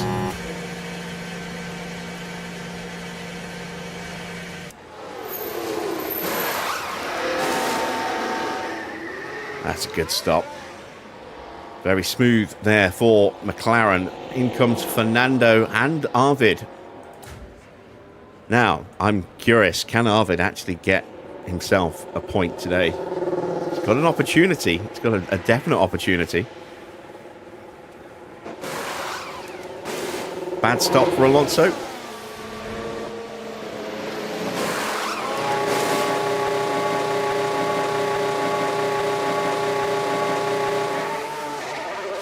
As Lindblad held to let Alonso through. Just do your best. No, it was just a bad stop for him as well. As Colapinto's got through on Valtteri now. Perez behind.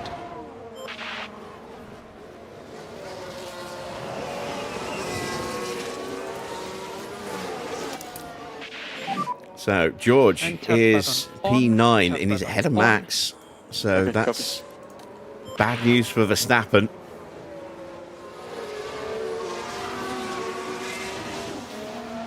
Opportunities to pick up points over George are few and far between.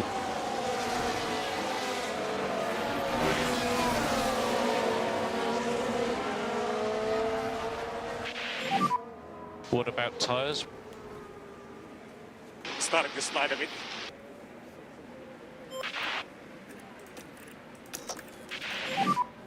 Okay for mode push. Copy. New fastest lap for Alex Albon.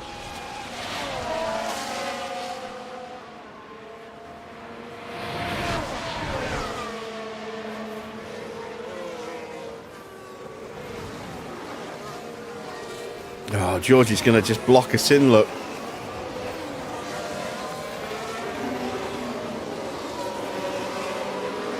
Can we hold him off? Maybe. Maybe we can hold him off. Looks like we might be able to after all. So deployed. Copy. If you are enjoying the race, then a thumbs up would be much appreciated. If you're not yet subscribed to the channel, why not consider hitting that subscribe button as well? And be sure to hit the bell to be notified when the live streams start and for other videos popping up on the channel as well.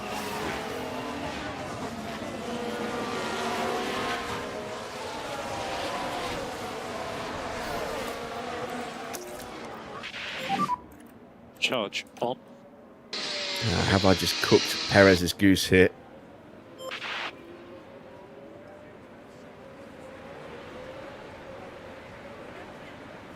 hoping he would stay with Valtteri, but has lost some ground.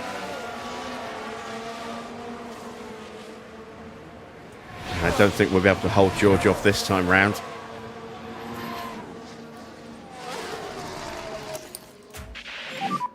Yeah, George is going to get through. Copy. You see, Tsunoda has made his way past Max, or trying to make his way past Max, and would you believe it? We have kept George behind. Wow, did not expect that at all. You Still has another chance here into turn 4, and once again, we keep the door firmly closed on him. Norris is in from the lead. He's done 21 laps on those tyres. Sainz's fault gets worse. But it looks like they're carrying some kind of fault. So he's now at risk of potential retirement here. Am I going to take a look at Flight Simulator when it comes out? I'm going to start looking at some footage. I'm curious, very curious. I don't know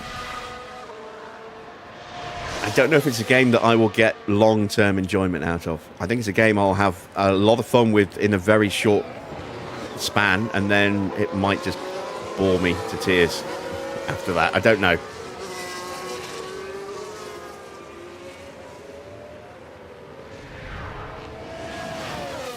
I'll probably have to speak with Wayne, who I know has been playing it.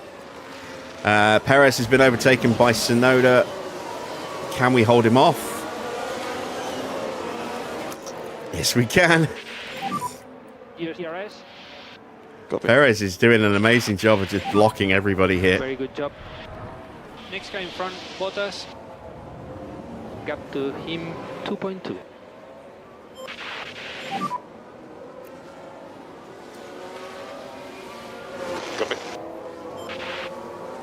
You just want to fly over Swaddling Coat. Yeah, I mean, like I said, I can see myself having some fun flying over areas that I know, and then once I've got through that, I don't know if I'm going to have any motivation to play the game. I don't want to drop, you know, a large amount of cash on a game that I'm only going to play for a few hours.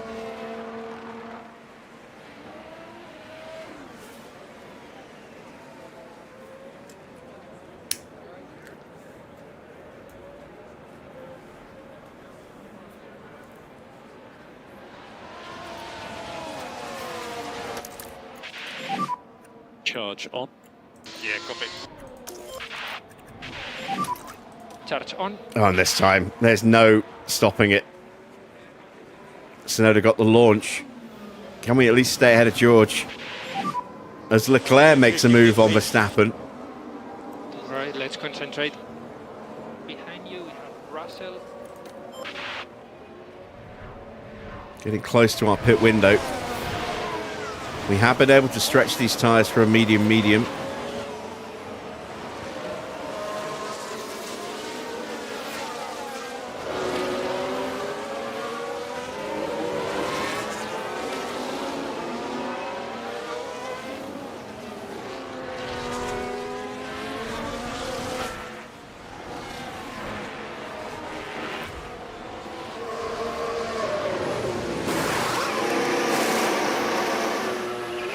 Am they sad? I'm guessing that's I'm the same.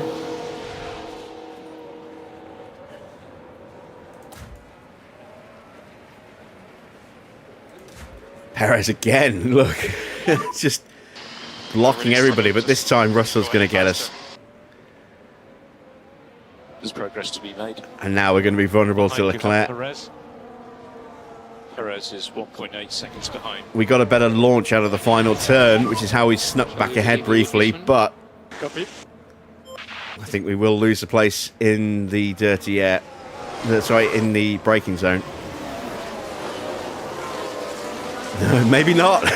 Perez continues to drive like his job depends upon it, which it kind of does, I suppose, given that we are looking at replacing him.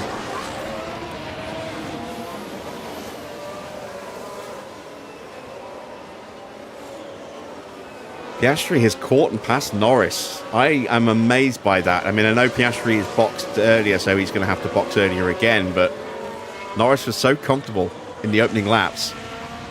And Piastri has swamped him to take the lead. And we're going to see a super drive here from Oscar, who is going to easily outscore Charles Leclerc today and then probably take the place from him in the driver's standings. Good job on tyres, continue like this. And this time, George muscles through, but he muscled through in a position that's going to give me the DRS to potentially take the place back from him.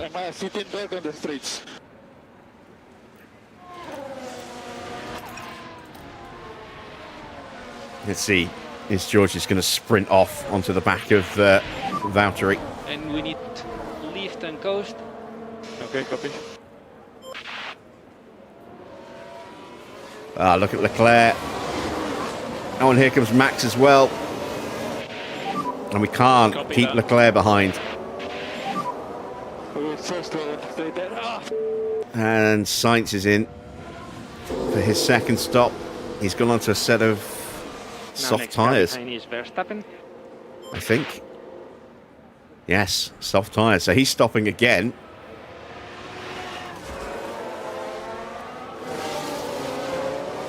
Pit window opens up very soon for Valtteri. No management required.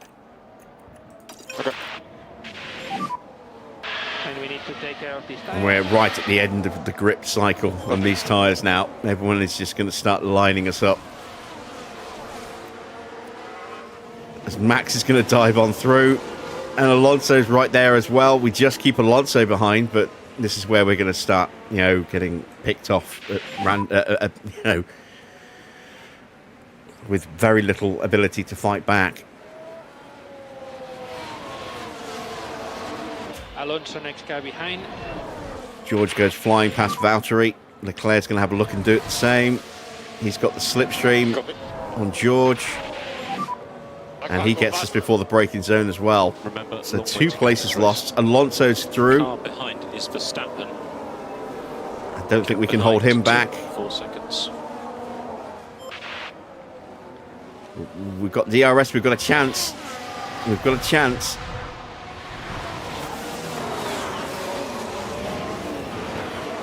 And there we go. Alonso gets through. So down to 13th place.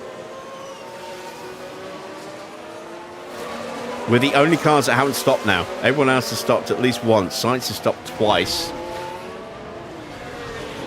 And he's definitely going to have to stop again.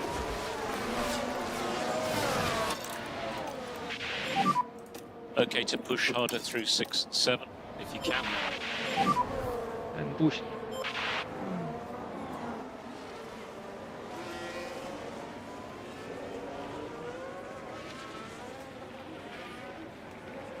Going backwards quickly. Yeah, well, everyone else is on much better tyres than us, and they're quicker cars.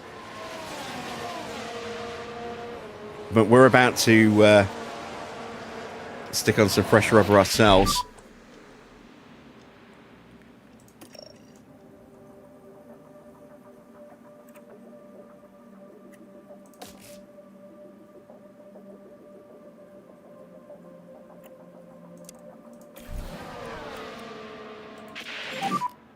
Box now, box.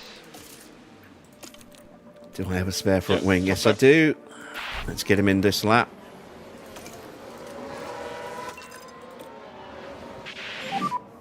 And we will box this lap. Let's get after these cars in front.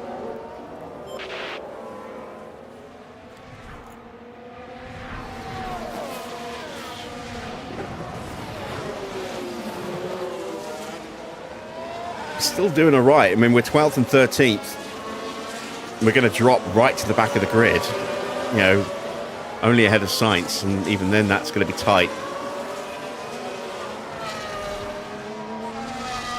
But everyone's been on that second set of tyres for a while now. We have not. So good window of opportunity for us to come back into this race. as everyone else's tyres start to fall off.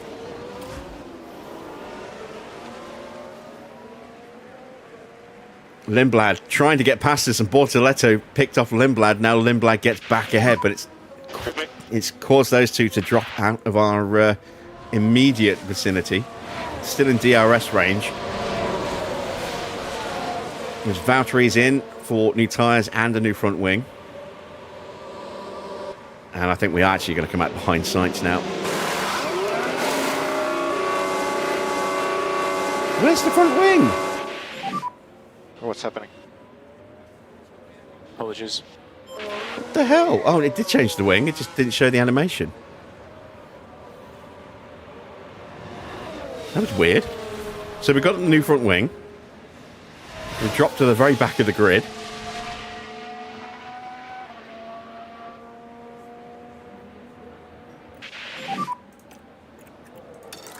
But we've got brand new tyres and a full battery. Perez will be in at the end of this lap. Lindblad got through, but we're keeping Bortoleto and Hulkenberg behind us. 2.5 seconds.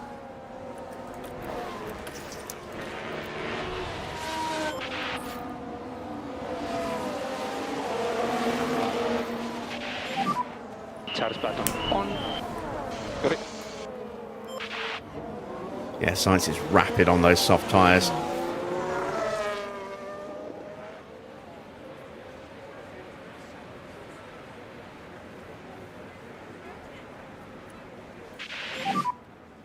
And in comes Checo. So Checo will possibly drop out in front of Valtteri here.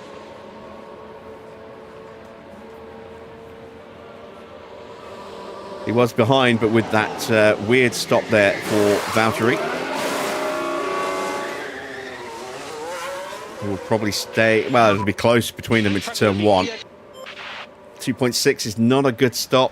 It's clean, but it's not fast at all. There goes Sainz.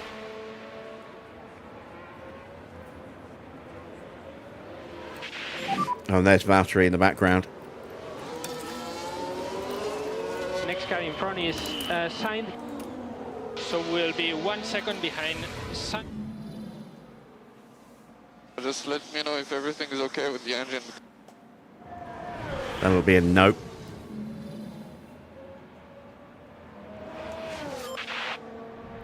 Minor fault for Gasly, who's got past Norris. Norris down to 3rd. Energies are good. Where's Norris's pace gone?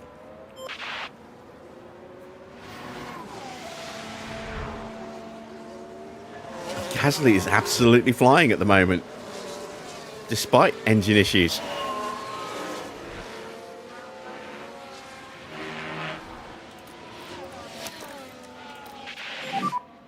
Mode push.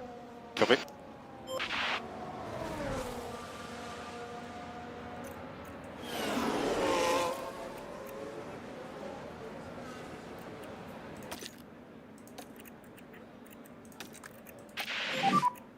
Keep it smooth. Copy. Oh, Lindblad. This was on the straight. How bad was this lockup? The brakes couldn't cope. By that point, it was just too late. Oh, he kind of got away with it. Cut the inside of the corner a little bit, but he made the move stick.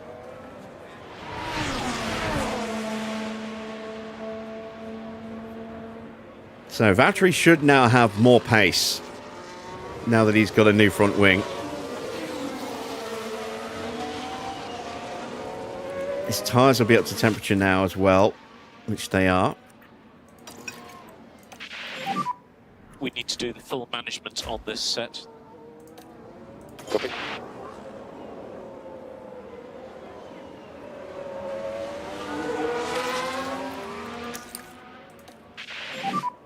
Charge on.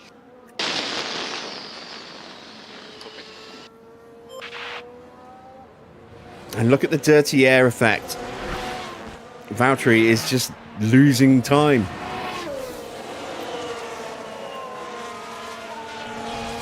So much time lost. He's lost a second.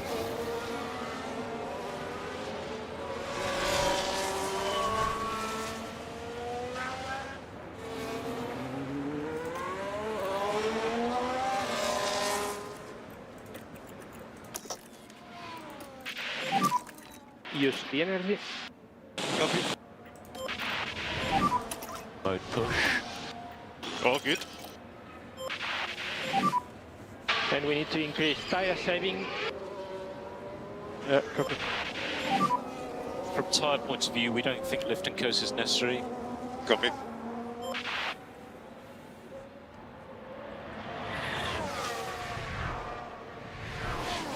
Gasly's still putting the pressure on Piastri.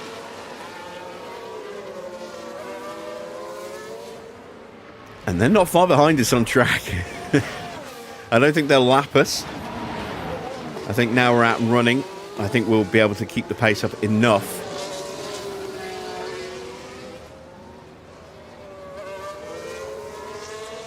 But it does seem to indicate that we will get lapped at some point. And we may well struggle to get our cars in the top 18.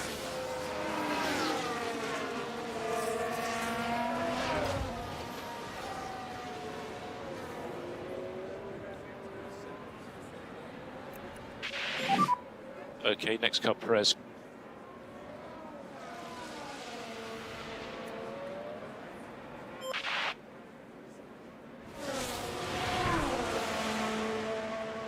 We are closing back in on sights. His tyres are going to be going off soon.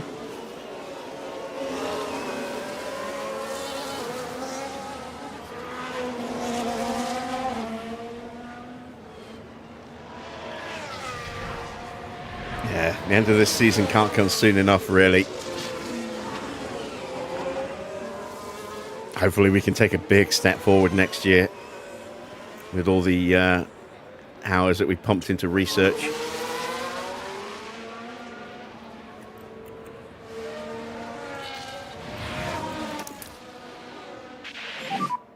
And we need charge button on.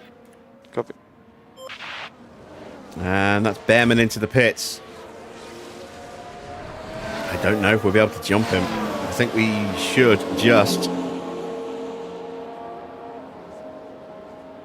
Actually, I think we'll be pretty comfortable jumping him, looking at it.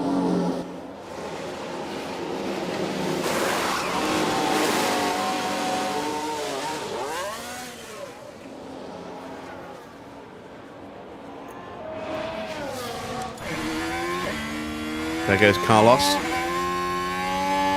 There goes Perez. There goes Valtteri.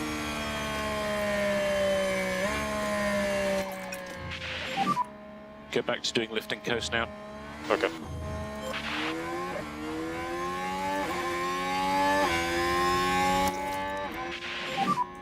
Charge on. Copy.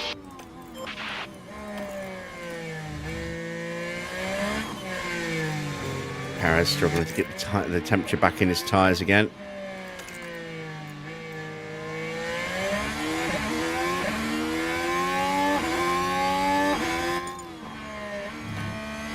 Tyre temps have been more of an issue than I was expecting today. They really have. And it's not like the track is cold.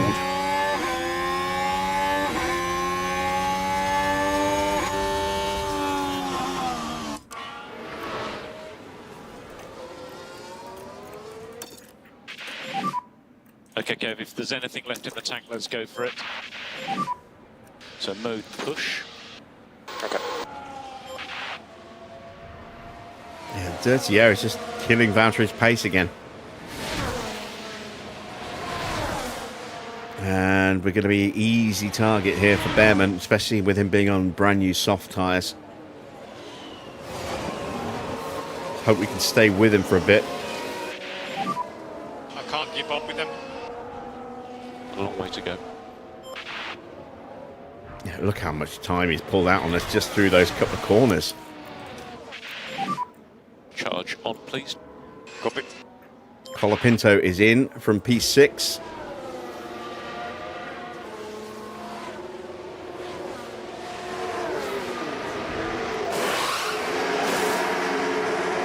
It's not a smooth stop as he goes onto a set of mediums. Perez is now caught sights. There's Valtteri way adrift now.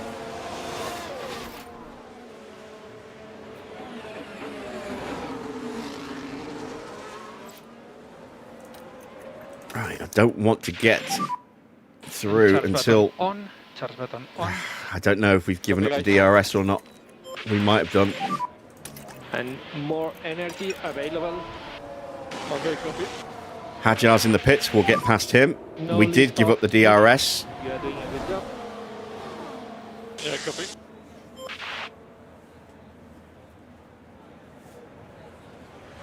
There's Hajar rejoining behind Valtteri. So we're starting to climb back up the order, but I don't think we're going to have the pace that I was planning on Slow having. down now. Copy.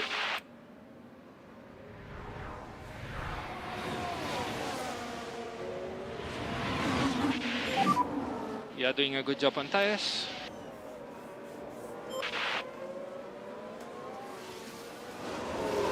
Lindblad is still in the hunt for a point. He's in 11th place, about 3 seconds behind Alonso. It's not a million miles outside of the points. Don't know what his tyres are like compared to the cars around him after his lockup as well. He doesn't have any damage, it would seem, to his car, so he's got a chance.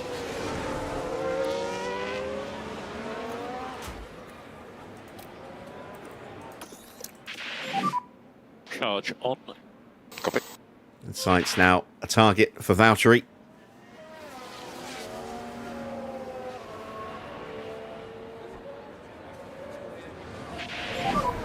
What about tyres? All good. Perez tries to fight off Behrman. And does so. Gets his elbows out. Puts some manners on the young Englishman. Valtteri gets past Sainz.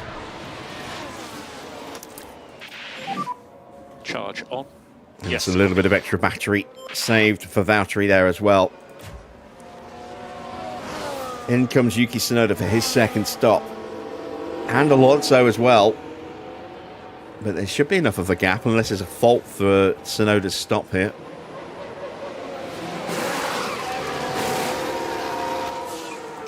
Yeah, pretty straightforward. New fastest lap for Franco Colapinto, 118.9. Not a clean stop for Alonso.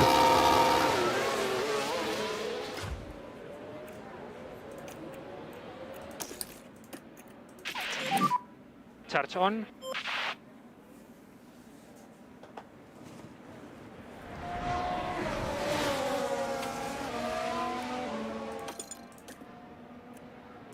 Peak confidence for Perez right now. He's having a very good race.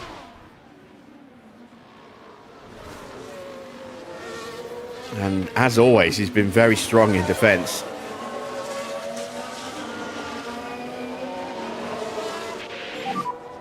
Yep. Piastri has broken clear of Gasly. Now Leclerc has an issue. That's got to be his battery. Well, yeah, right. It certainly looks like they've developed a fault. I really doubt it's a fault in his brand new engine and gearbox. Yeah, his ERS is worn out into the next category of risk. Problem for Yuki. Okay, that was that was an odd one.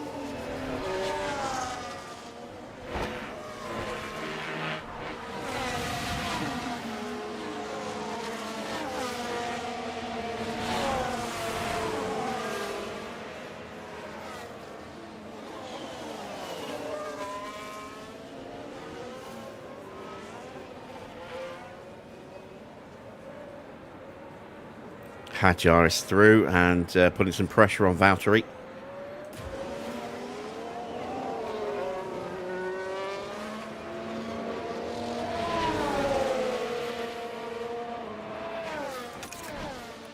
There's been a lot of cloud. It was supposed to be just nice and sunny, but that just hasn't happened. Look, it's been cloudy and very cloudy. Throughout most of this race, we've had little hints of just clean sunshine, and it'll finish with a little bit of clean sunshine, but it's stopping the track from heating up properly. Still everything to play for. That cloud cover. Gap behind is 3.5 seconds. So mode push. Yeah, copy. I'm a little concerned our tyres might not make it. Might need to pick up the pace a little. Perez will be fine, but I'm less convinced about Valtteri.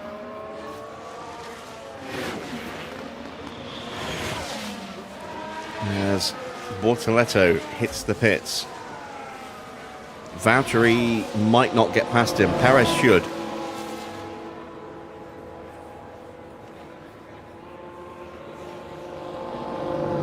Perez is still keeping Ollie Behrman behind. Brief yellow flag there. A little lockup for Max. Right then, you can take a look now. Now we're watching Max Verstappen here. Nothing wrong so far. And the car fails to respond. They were just unable to do much about it. Max taking his now traditional line through turn 4. As Sainz is into the pits again. Stop number 3 for Carlos. There's still 32 laps to go. Car ahead is Russell. Gap 5.0 seconds. This focuses on long race. I think.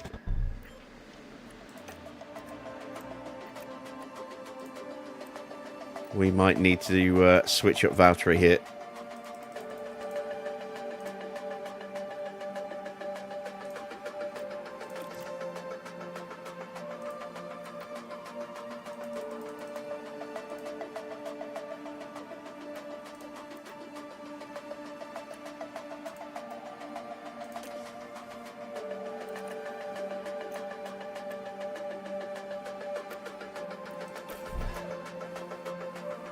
We'll keep Perez on the same strategy. He is the car that's ahead. And he has better tyre wear. Valtteri is struggling for pace. Let's get after these cars in front. Maybe a couple of stints on softs will do him a bit more good than what he's doing at the moment. But there! Oh dear, that's not what they need right now. More issues for Nico. His car now looking very sick.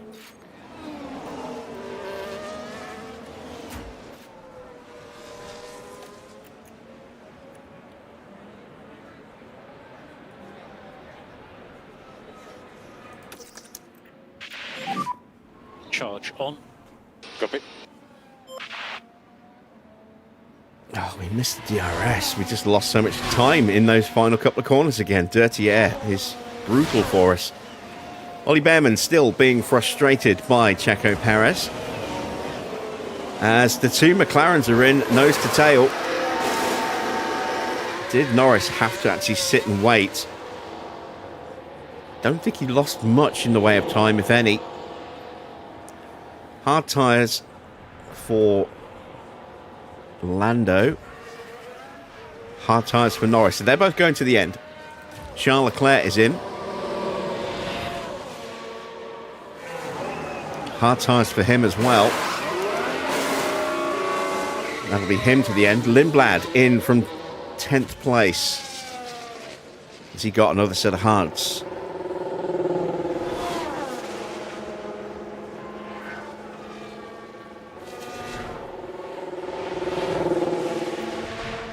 No, he doesn't. So he's making another stop. He's switching to Valtteri's strategy.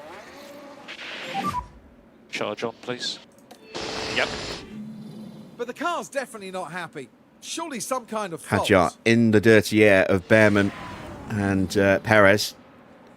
And his car's gone orange now. So we are looking at a potential of 1, 2, 3, 4 cars retiring with issues. Actually, no, not Leclerc, because that's battery. So if that just packs in, he can still keep running.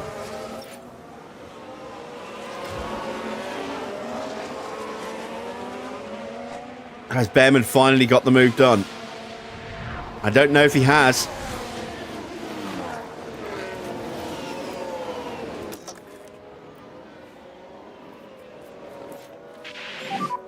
Yes, he has. Ah. Copy. Or as Sainz would say, bah.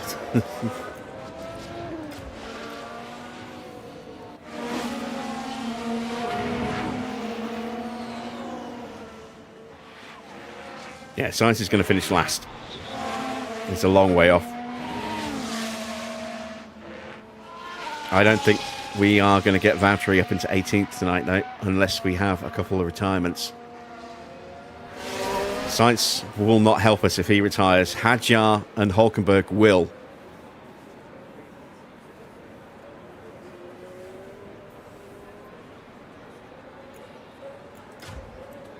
And Behrman's just about kept in DRS range. That was tight. We just about managed it.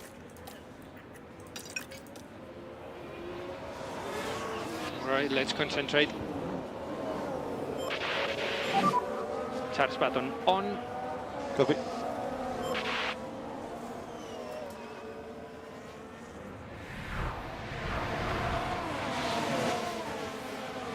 There's Valtteri, just not able to do much at all at the moment. Piastri sets a new fastest lap. He's ahead of George. Norris now looking to try and make that move himself. Max is into the pits. As Norris gets on through past George. Is getting a bit hot. Copy.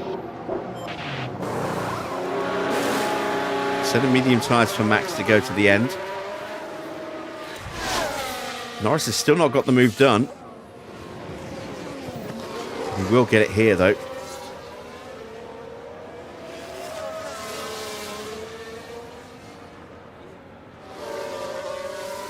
New fastest lap for Arvid Lindblad on those soft tyres.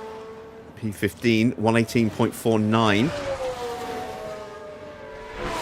That's a little bit quicker than Charles.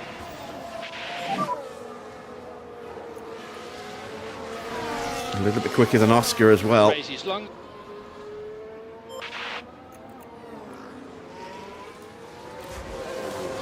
And Hadjar gets through. We were first to that. Continue like this.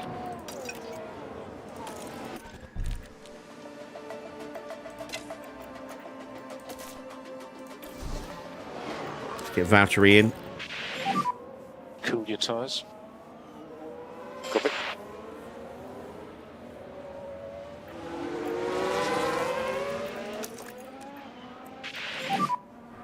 So deployed. Copy.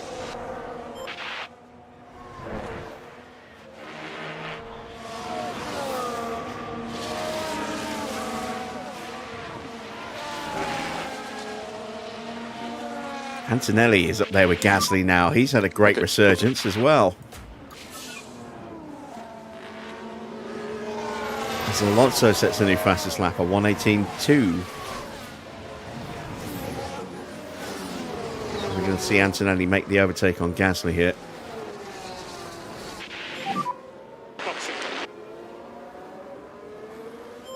And they are the leaders. So Valtteri is a lap down now.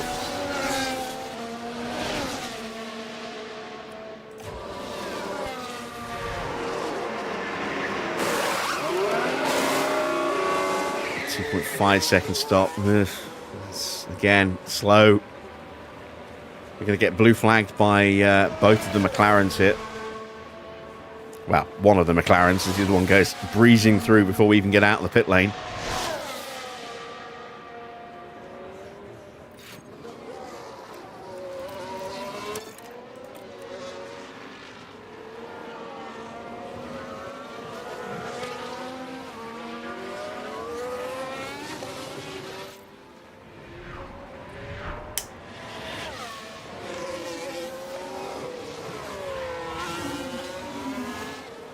Has not been a great race for us.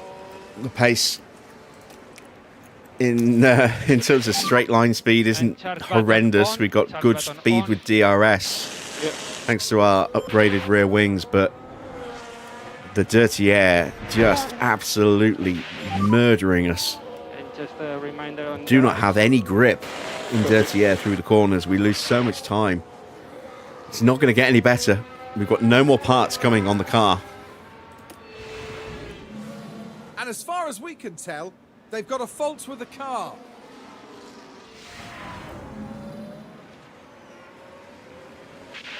Right, Albon in. Yeah, I know, Perez. There's nothing we can do about it, unfortunately. Behind we have Bottas.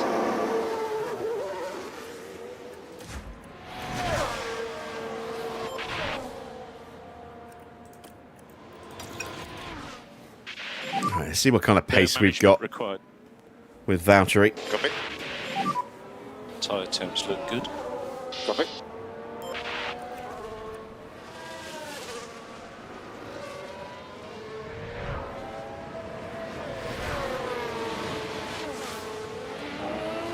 There is George in the background. And Albon just behind him.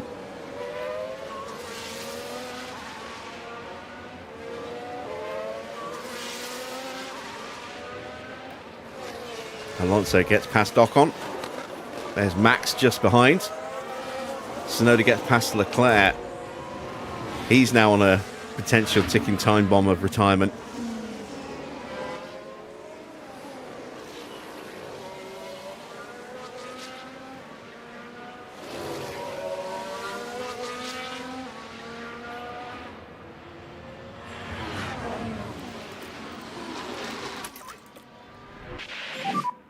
Suggests that you can reduce the amount of lift and coast at turn 1.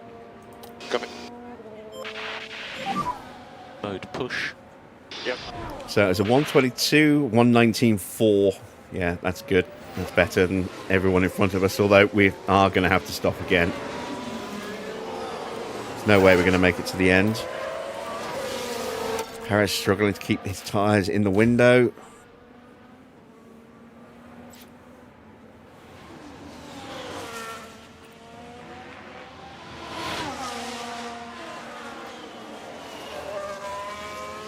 Right, into the pits comes Esteban Ocon. And Liam Lawson. We haven't seen Lawson all race, have we? There he is. Hulkenberg coming in as well. And Behrman. They're all undercutting Checo. We just saw him flash through in the background from that shot.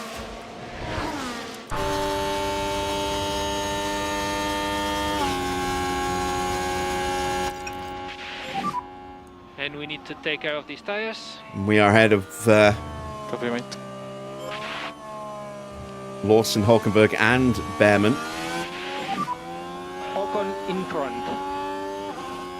Gap to him, 1.4. I think that was Colapinto who just went past us. Or is that Ocon? No, it is Ocon. I thought for a second it was a pink Alpine.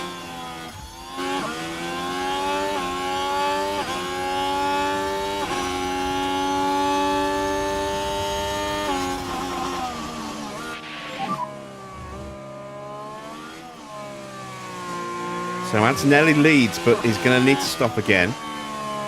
Piastri is still about 3 seconds clear of his teammate.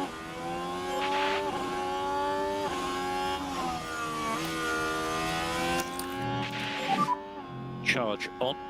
Copy. Charge on. Copy.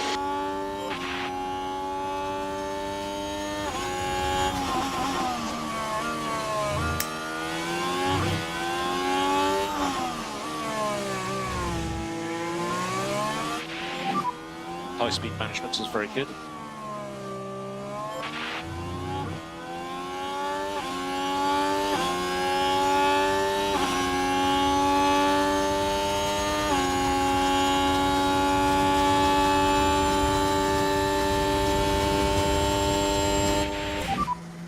Into the pits for potentially his final stop now is George. That's medium tyres to take him through to the end. That's a bad stop. So Leclerc gets back through. Alonso and Verstappen are going to get through as well. There goes Alonso. There goes Verstappen.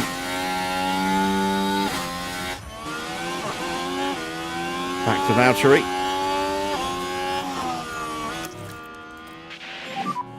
Charge on. Copy.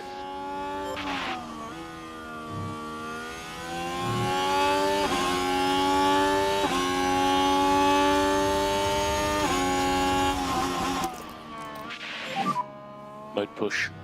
Copy. Let's see if we can put some pressure on Ollie Behrman. Again, we're just losing time. Even with soft tyres, we're losing grip through those slow corners. And it costs us the DRS. No worries, mate.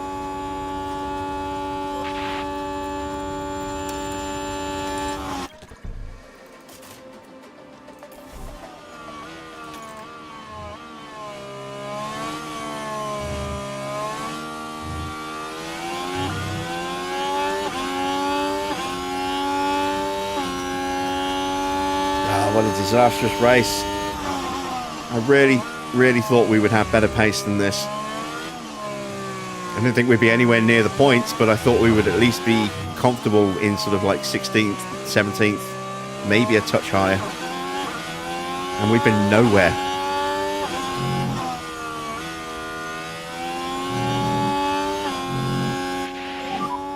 What about tyres?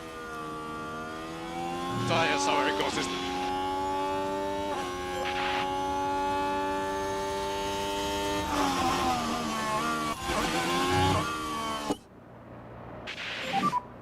So into the pits then for Checo.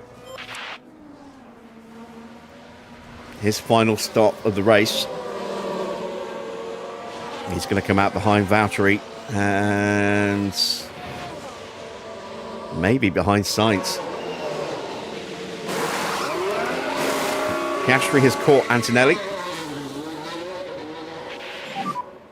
2.5. Again, another rubbish stop.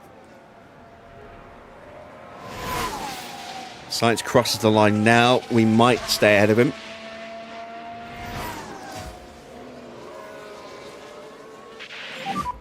Okay, in front is Bottas.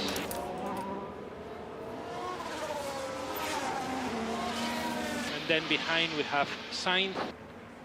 Gap to Sainz behind, 5.2.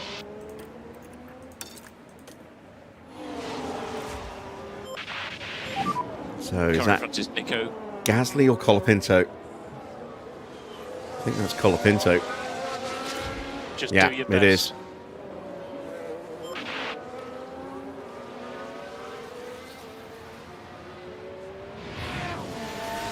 There is Sainz behind, and Leclerc won't be too far back. Antonelli's into the pits. Oh, little corner cutting there from Colapinto. Naughty, naughty.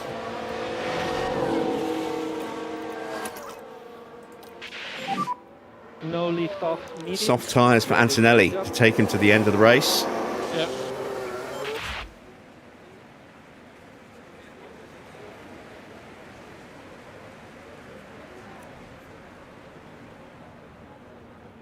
Now, can I actually get past? See, Colapinto's pace is not strong. We will be quicker, but we might just get blue flagged trying to get past him.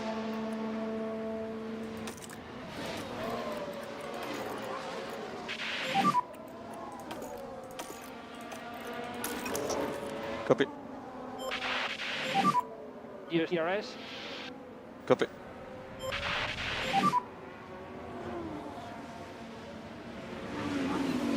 Copy.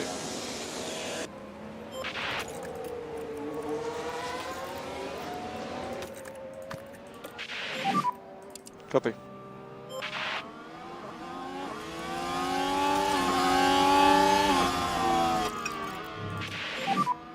We should slow down. Yeah, copy.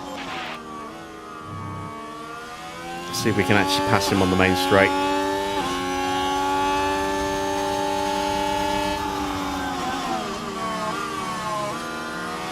And if we do get past him, can we stay ahead of him? Leclerc is very close now. He's going to blue flag us in a moment if we're not careful.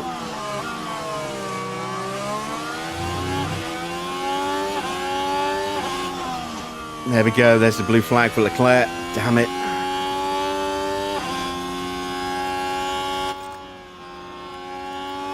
Which means Tsunoda's going to blue flag us in a moment as well. There's Yuki. Copy. Oh, what a disaster. Doesn't matter if we were faster than Colapinto now. We're never going to get a chance to actually make the move on him. And you are doing a good job on tires. Keep it like this. Copy. Valtteri's not able to get up to Hulkenberg. Oh my god. The car in front of you is Awful weekend for us. I'm keeping him out there rather than retiring him because there is still the possibility of retirements saving us. But it's not looking good.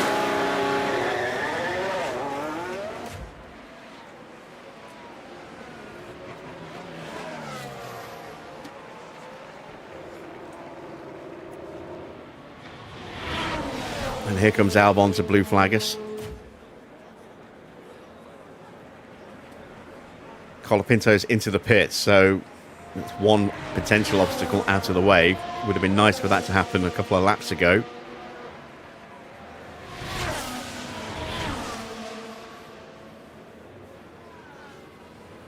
At least we're keeping ahead of Tsunoda for now.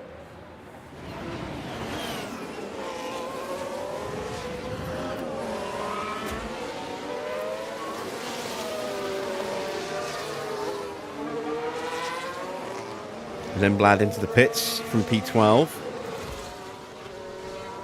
This will be for another set of softs. What did Colapinto put on? Was it soft? Yes, it was.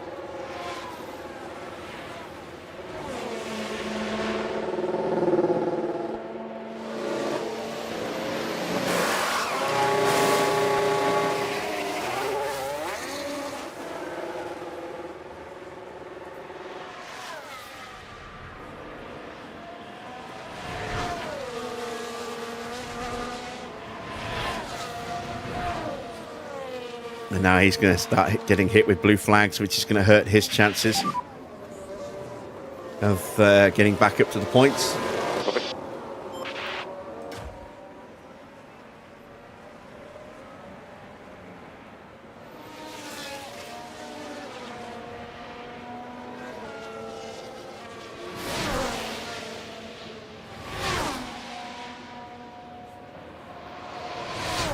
We're pretty much matching Tsunoda's pace. I really struggled, just couldn't go any faster. Okay, let's get on it. Still everything to play for. Car behind Perez.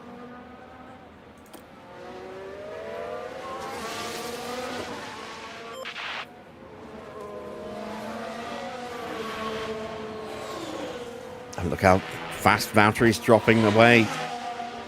I just want this race to be done. This is so painful to watch.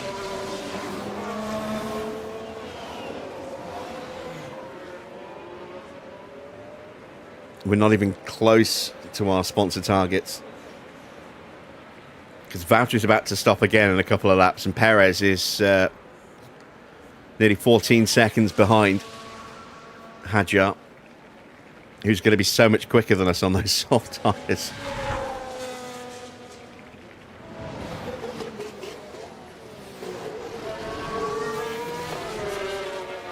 Antonelli gets past Gasly.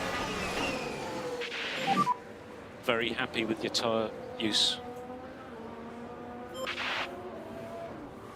Piastri still leads Norris. Albon in third is going to be under pressure from Antonelli very soon.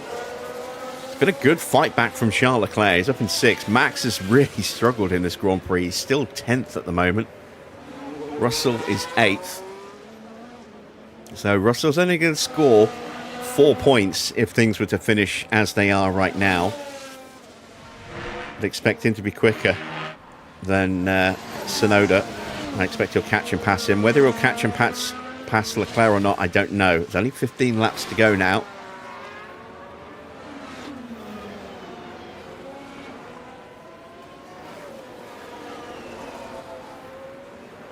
But with George only scoring the 4 points, Max is only currently on for 1 point.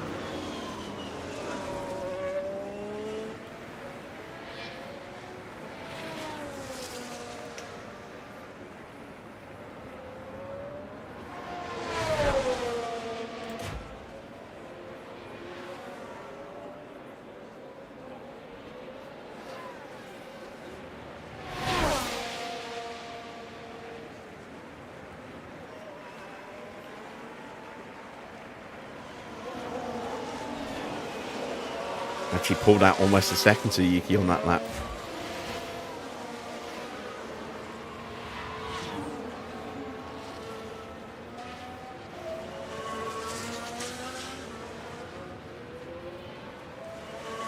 Come on, Sonoda, Hulkenberg and Hadjar.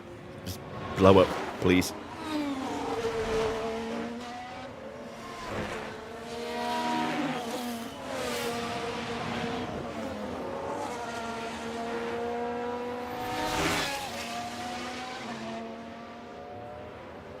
Can't believe we've not even had any serious yellow flag. We've had very brief little lockups. A couple of minor collisions, but no VSCs, no safety cars.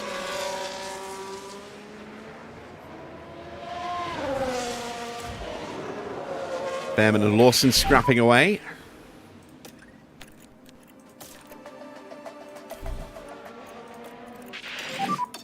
Box this lap.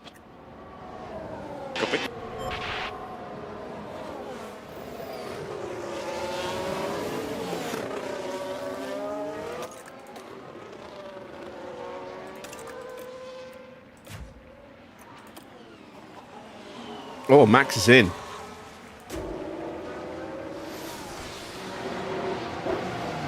Soft tyres, he will be very quick on those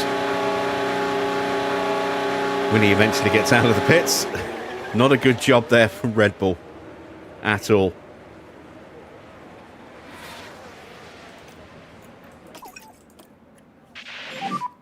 We need to do more lift and coast. Please increase by 10%.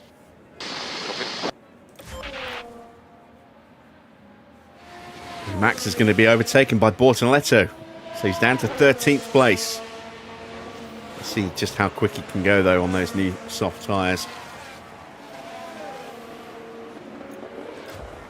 Perez actually getting in range of Charles Leclerc here, who might need to stop again himself.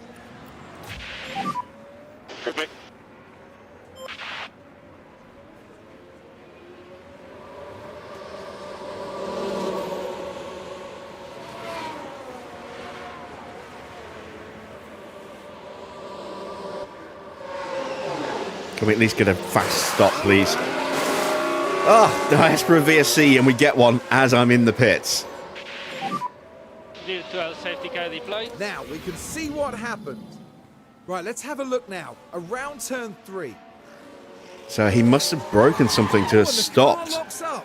But that's just the risk you take. The later you leave it. To get a VSC. Has he just... Did he just puncture his tyres?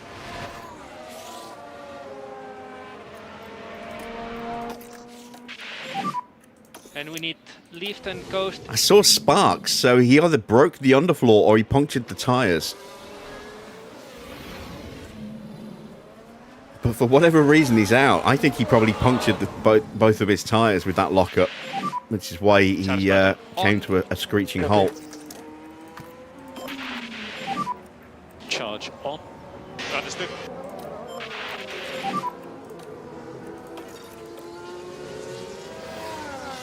So next car, Perez. So that's one car out that we weren't necessarily expecting to drop out. That gets Perez up into 18th place for the sponsors. Sainz 6 seconds behind. 14 laps to go. We need one more. We need one more We need to retirement. do the full management on this set.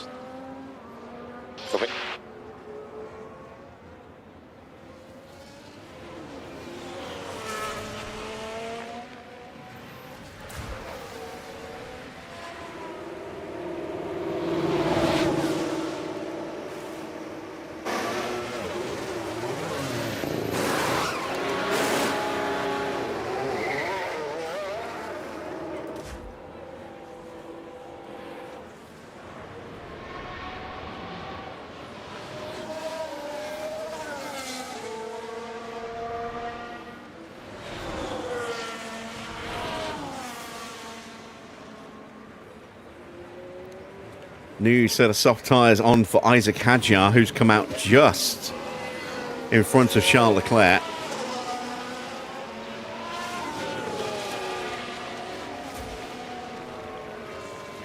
Long way behind Valtteri. Valtteri's a long way behind him, sorry. No, it's Antonelli. He's come out just in front of Charles Leclerc, sorry. Yeah, Hadjar is behind us. It's going to be a threat. I am tempted to box Perez.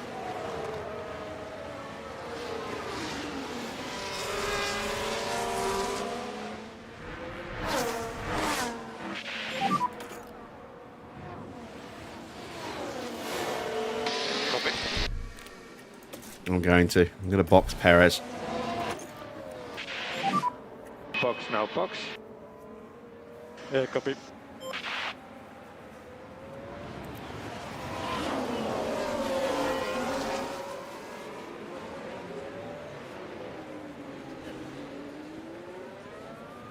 We weren't going to stay ahead of Hadjar. This at least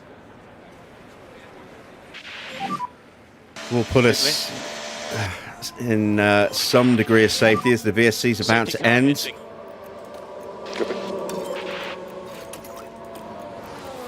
There we go, back to green flag running. So, with the VSC started as one car was in the pits, and then it ended as the other car came into the pits. Yeah, that did not really, it did not really work for us. But we got a quick stop, 2.3 seconds. Don't know if it'll be quick enough. Valtteri will go through. Here comes Gasly / Colapinto. Not sure which one. I think it's Colapinto. Next guy in front, Bottas. Yeah, that's Colapinto. There's Sainz. Behind we have Sainz.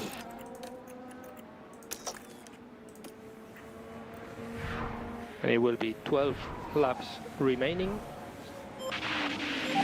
And let's see if someone else drops out in the last 10 laps. I hope so. Copy. Use the energy. Okay. Still the same. Can we somehow turn chicken shit into chicken salad?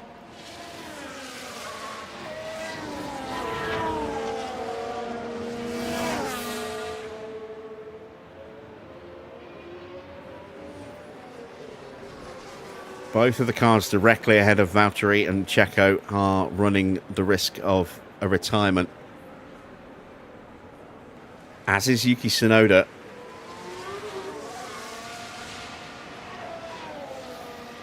Any one of those three dropping out will get us the safety that we need.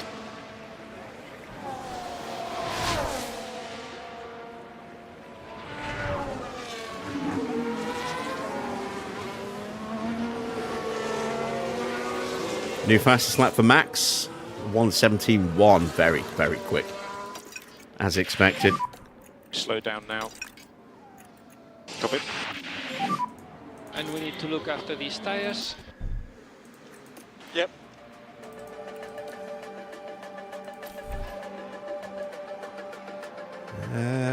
Actually, we don't. We can be a bit more aggressive with them still. So increase pushing status. Let's see if we can get our way past Colapinto.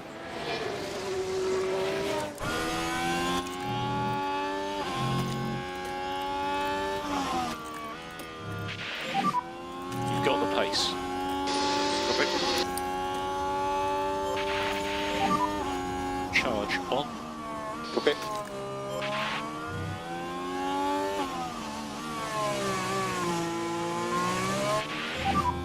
We need to reduce K1 usage. Copy.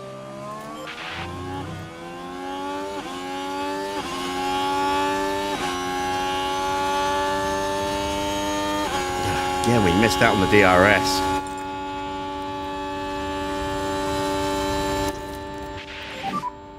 Charge button on. Copy.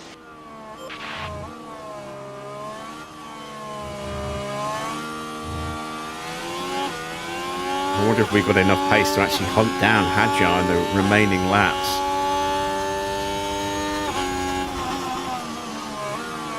Ocon gets past Verstappen. Verstappen gets back ahead and then loses the place again.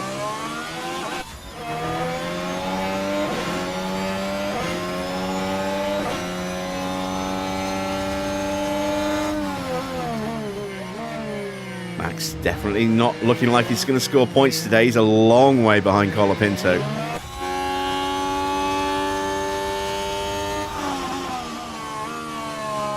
And is that Alonso or Tsunoda? That's Alonso in front of us. Copy.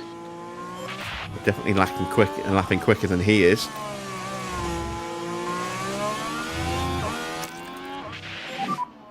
And more energy. This time we've got an opportunity to get through. Copy. We should get the DRS. There we do. Can we do anything with it? Here's the question.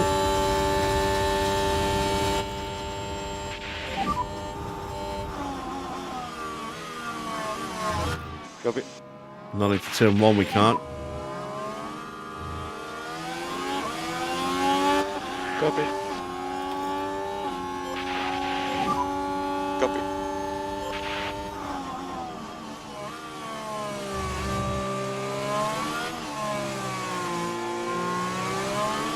Ah, God damn it.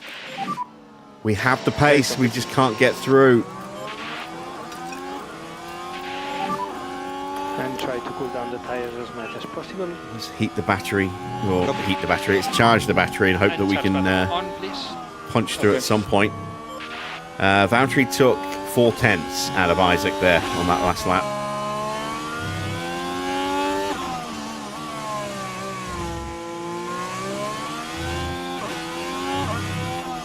Looks like he is tucked up behind Tsunoda. Or about to get blue flag for Tsunoda, one of the two. I think he's tucked up behind. Yes, he is. Oh, now here is something interesting. Hulkenberg is about to get blue flagged.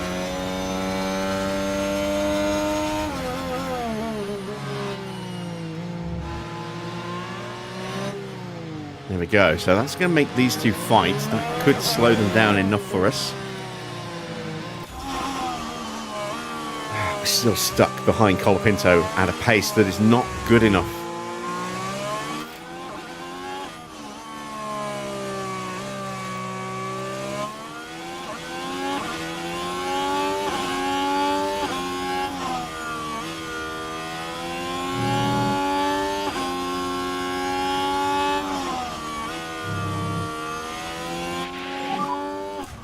Yeah, we are closing in quickly. Very quickly. That seems to be holding okay. Right, can I punch Valtteri through? Mode push.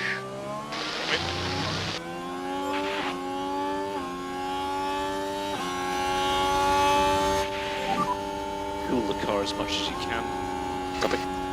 Are we going to get blue flagged as we try and move through?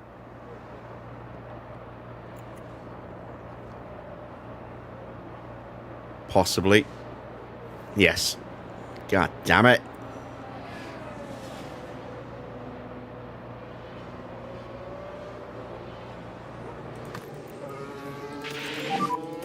Copy that. Charge on. Once again, getting absolutely screwed over. And we need to increase lift and coast by 30%. We are within striking distance. Hulkenberg. Terrible last lap because of that blue flag. Hadjar's got past him and dropped him. So Hulkenberg is very much at risk of being overtaken. But unless Perez can find a way to really up his pace in the last few laps, he's not going to get a chance to make the move.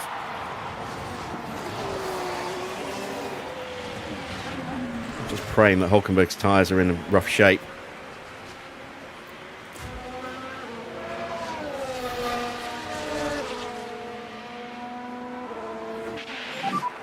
Five laps to go at the end of this lap. If Alonso blue flags Hulkenberg and we can sneak straight through, there's a good chance that Hulkenberg, if he gets caught in a compromising area of the track, will then immediately get blue flagged by Colapinto, and then Perez can pounce. It's going to be really, really tight. Let's see, Hulkenberg did a 122 last time round. And look, we're trying to fight our way past.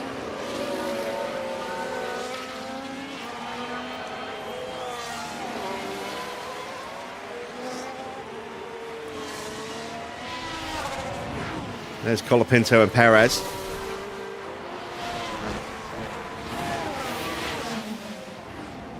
There is Hulkenberg.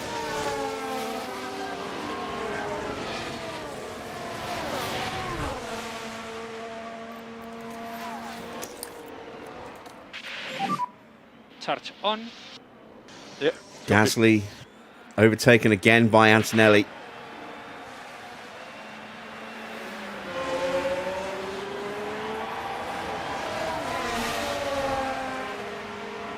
There is the blue flag for Nico Hulkenberg. It is a bad part of the track. At the end of this one. Yep.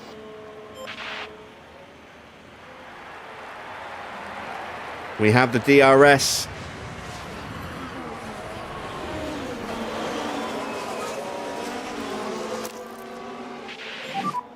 Mode push at the moment. Copy. Oh, come on. Why are we getting blue flagged and Hulkenberg isn't? That is bullshit.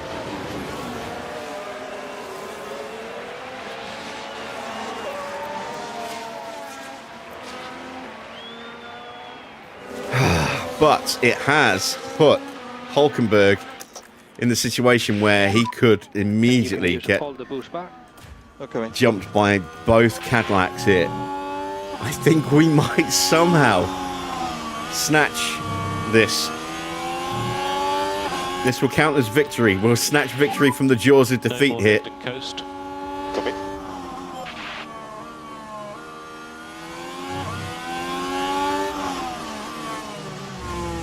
Checo makes the move on Valtteri. For God's sake, boys, don't hit each other.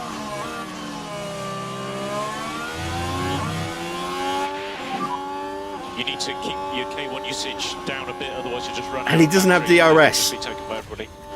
Copy. Valtteri's out of battery, but has got the DRS. Can we get this move done? Okay. Can we get this move done, please?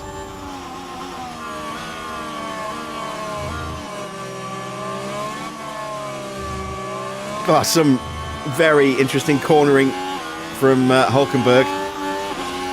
Oh, he just tweaked across. And that blocked us. Come on, dive up the inside.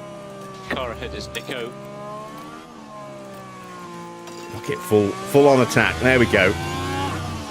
A long way to go. Let's get after these cars in front. Wrong. There we go. That's what I wanted. We've got the position. Can we hold it? Charge on.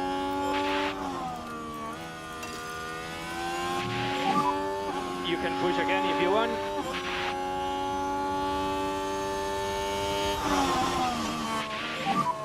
We must do lift and coast every lap, or else we may not finish the race. Ah, shut up, Mark. We're fine.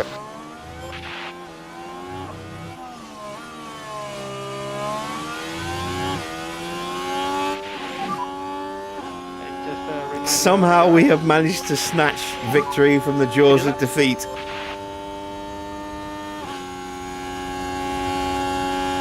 But if we hadn't had Lawson and Hamilton retire, we wouldn't be in this position at all.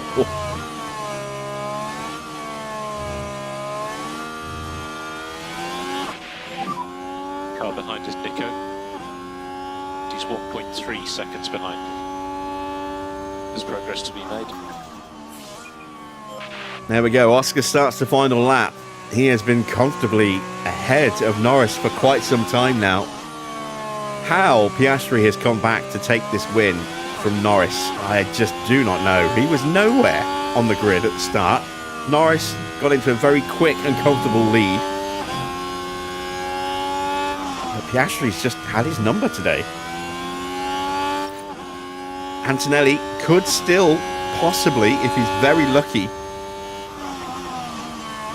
challenge Albon for the podium, but I don't think he will. Charge on. Drop it.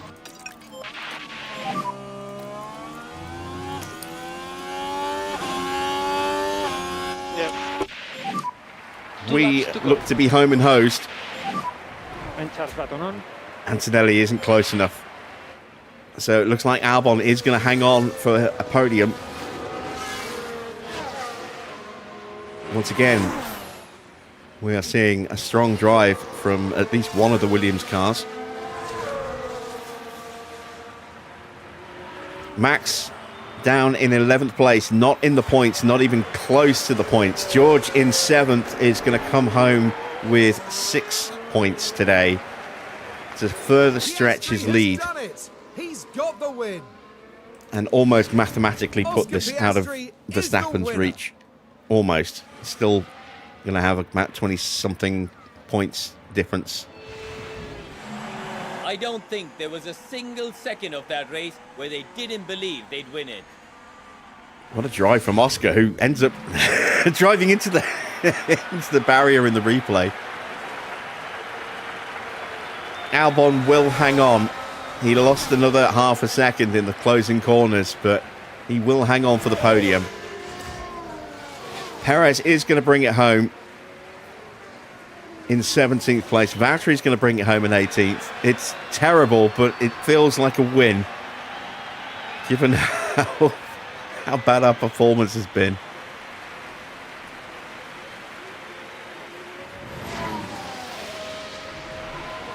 And Colapinto scores a point. Lindblad is going to have to wait yet again. Check it flag. He finishes down in 14th place in the end, unless he somehow managed to sneak ahead of Bortoletto. No, he didn't. Yeah, that is going to be very odd. Why is Bortoletto not having shown as classified yet? Yet everybody else has. He's behind unless he was just ahead of Piastri and then got blue flagged as Piastri crossed the line, maybe. That would explain it.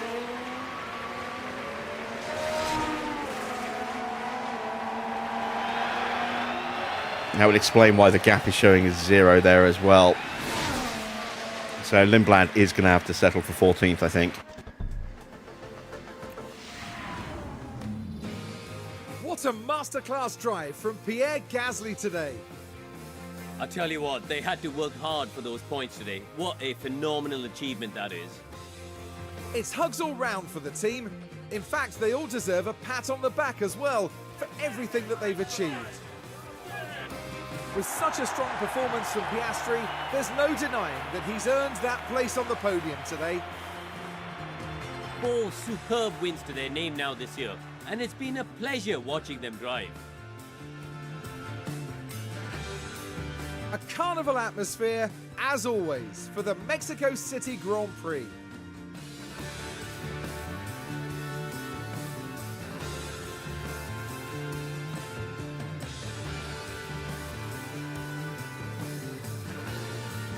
Well, Karun, how do you think they'll be feeling in the team garage at the end of that? It was a strangely mixed weekend for them. We saw one driver put in a strong performance, but it was a different story for the other. Definitely positives there though.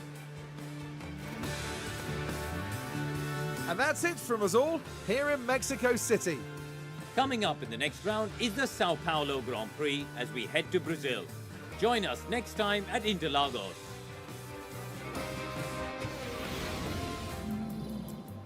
So, confirmation of the final result then. Up 8 places. Oscar Piastri takes the win. Lando, who led off the line from pole position, has to settle for 2nd.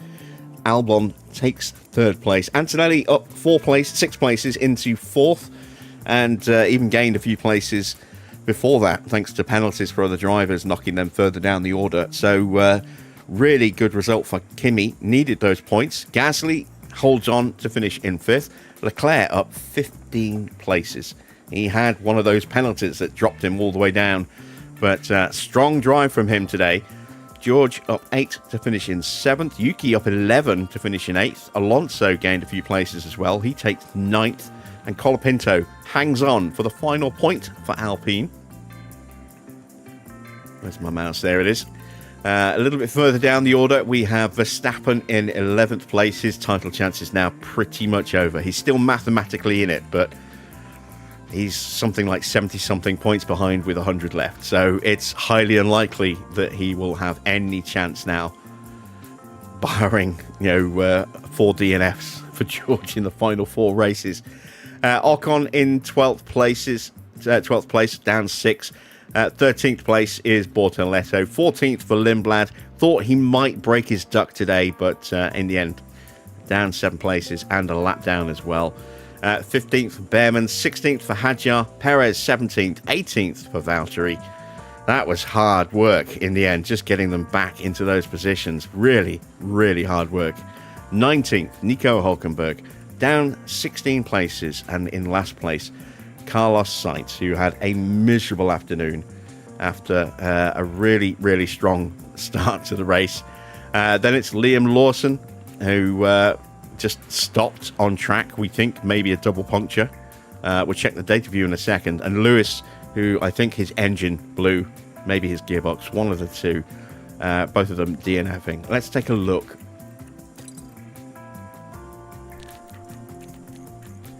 So Lawson, he'd only been on those tyres for 10 laps, so I think it must have been something else. Must have been underfloor, maybe. Let's see if we can figure out what it was that happened to Lawson's car. Yeah, it was nothing here, so it must have been his underfloor. He must have broken his underfloor going off the track like that. I don't think it would have been a puncture. His tyres, well, we don't know what his tyres were at, but he'd only been on them for 10 laps. The temps were high. There's no questioning the temps were high, but I don't think it was that did him in the end. And what was it that blew on Hamilton's car? Let's see if we can find Hamilton. Oh, it's his gearbox. Yeah, his gearbox went. So he'll have a new gearbox for the next race at Brazil. But looking at that, his engine and the ERS aren't looking too clever either. All right. Let's take a look at the final, the championship standings then. There is the gap. So with 6 points pulled out, that means the gap is now 72 points with 100 points remaining. It's really not looking good for Verstappen. Oscar jumps Leclerc and is now just 25 points behind Verstappen. Oscar could yet find his way up into second in the standings here. He is 93 points behind. No, he's 97 points behind George. So he's not going to win the title with just 100 remaining. Again, unless there is, by some miracle, a quadruple DNF for George this season. He's been bulletproof so far in terms of DNS. Not a single one. Have we just jinxed him? Who knows? Leclerc down into 4th place. Lando up into 5th. Sainz down into 6th. No points for him. Hamilton, no points for him either. He stays 7th. Antonelli closing the gap. He's in 8th place on 147. 10 points behind Hamilton now. Alonso picks up 2 points. He's on 131. Albon on 105 now. Hangs on to 10th place. Gasly on 100 points. So those two no longer tied together. They are now separated by those 5 points. Gasly has, as we say, those 100 points. Tsunoda has 68. Valtteri has 27. He's still 1 point ahead of Hadjar. There is Hulkenberg with 15 points. Colapinto gets his 13th point of the season today. Lawson has 10. Then it's Behrman and Ocon on 5 and 4 respectively. Perez has 3 points. Bortoletto has 1 point. Lindblad still waiting to get that maiden point. At the top of the constructor standings, 18 points for Mercedes, sees them on 484. But McLaren, big haul of points today with that 1-2. They're on 43 points gained. They're up to 420, so they are now 64 points behind. And we have, until maths time, 132 points left in this Constructors' Championship. So it's not impossible. McLaren could catch Mercedes. Whether they will or not is another matter. Ferrari do pick up a few points, but they are now down 34 points to McLaren. So that gap has suddenly exploded. Red Bull on 291. They are not going to catch Ferrari, and Williams closed the gap back again. Another 15 points back. So they are now just 13 points behind Red Bull. Aston on 199. Not going to catch Williams. They're not going to be caught by Alpine, who are on 113. We still have 30 points. Audi still has 16. Racing Bulls have 10. Haas still have 9. We did somehow manage to get a couple of points with Checo's sort of unprompted or impromptu stop there for soft tyres at the end. So 2.341 was just about good enough. Red Bull had the quickest stop at 2.195. Not their quickest stop of the season, but certainly the quickest of the day. Max getting some strong points for them as well. McLaren takes 2nd and 7th. Racing Bulls take 3rd. Ferrari 5th. Alpine in 6th. Mercedes get 2 points, and Haas pick up a point as well. So what was our best stop with Checo? I think it was about 2.5, wasn't it? Oh no, it was Checo who actually got the best stop there. It was Valtteri's best stop was 2.5. So yeah, 2/10 away from being able to score some points. Let's see what the standings look like. McLaren still top. Red Bull have closed the gap a little bit. They took an extra 13 points out of them today. That gap now sits at 27 points. Again, that could be an interesting fight between those two. They are free and clear of everybody else. Ferrari have 231 points in 3rd. They pull away a little bit from Mercedes. They're now 12 points behind. Racing Bulls just 2 points behind Mercedes. So we've got an interesting three-way fight for 3rd brewing here. Alpine have 168 points. Audi and Aston both tied on 114. We stretch our gap slightly over Williams. We're now 6 points clear with 57 to their 51. And Haas pick up an extra point, but they're still bottom with 44 points. Somehow we managed to get both of our drivers to achieve their sponsor targets, 472,916 apiece. So we get just under $1 million to add to our bank balance. Let's head back and prep for what is going to be a nightmare for us, Brazil.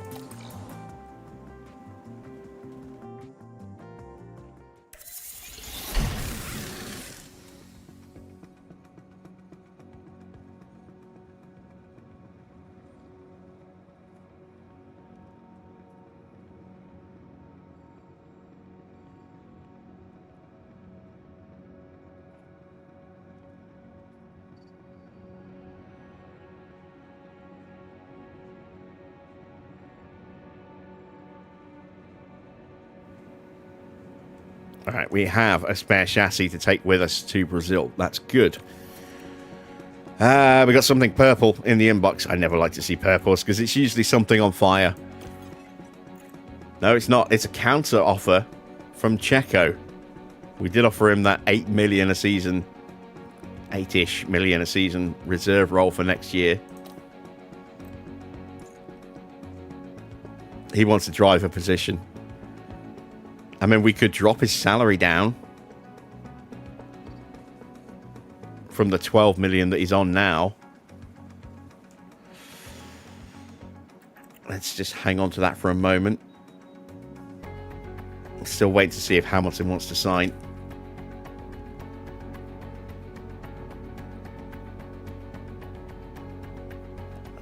So we have one spare chassis. Let's ignore the monthly car development because it's always bad news. We did get some cash from the board, another 1.5 mil from them. Haas have got a new suspension on their car, speculating that it's one of the best on the grids. And they're working on a new front wing, apparently, for the final 3 rounds.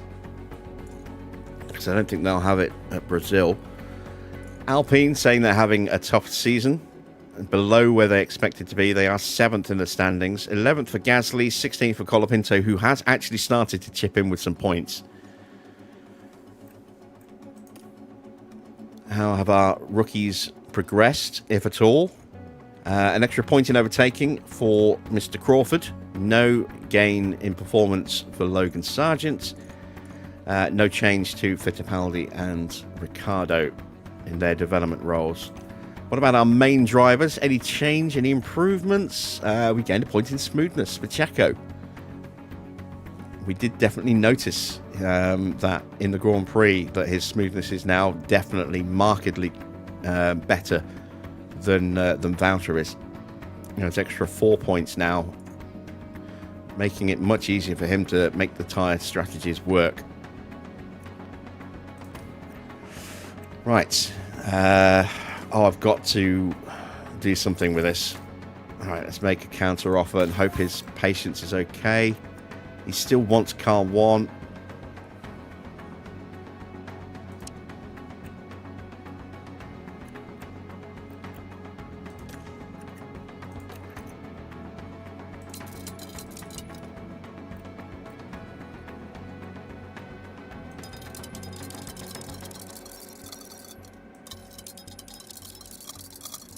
Let's push this up to 2 mil.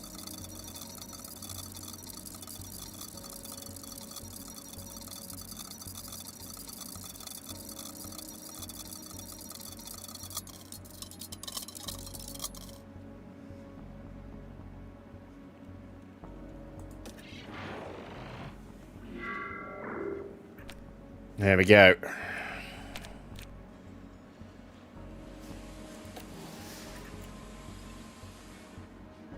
Let's get the pit crew training done for this month here. It'll be the last race of our triple header at Brazil. Then a couple of weeks before we go into another triple header to end the season. Let's get to cumulative, clear out what's there. So, yeah, we're going to be very tired.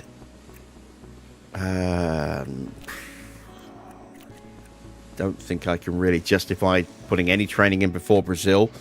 Bit of a shame. Let's try and get some improvements for the rest of the month, though.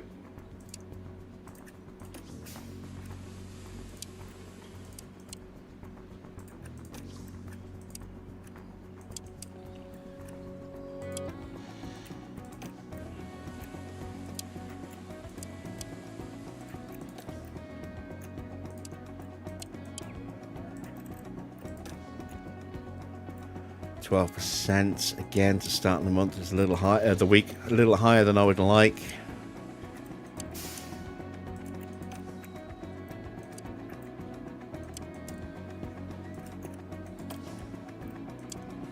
Might have to stick a load of car building in.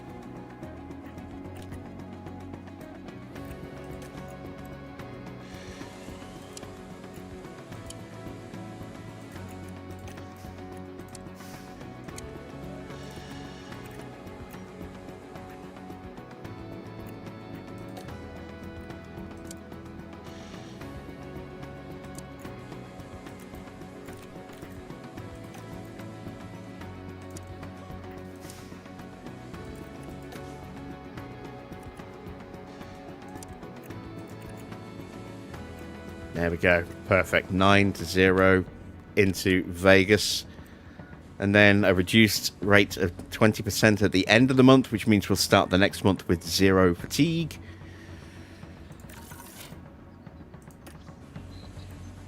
Okay. And then once we get Abu Dhabi out of the way, it'll just be some pretty heavy speed training, I think, to try and boost them as much as possible for next season. Might focus quite heavily on some car building as well.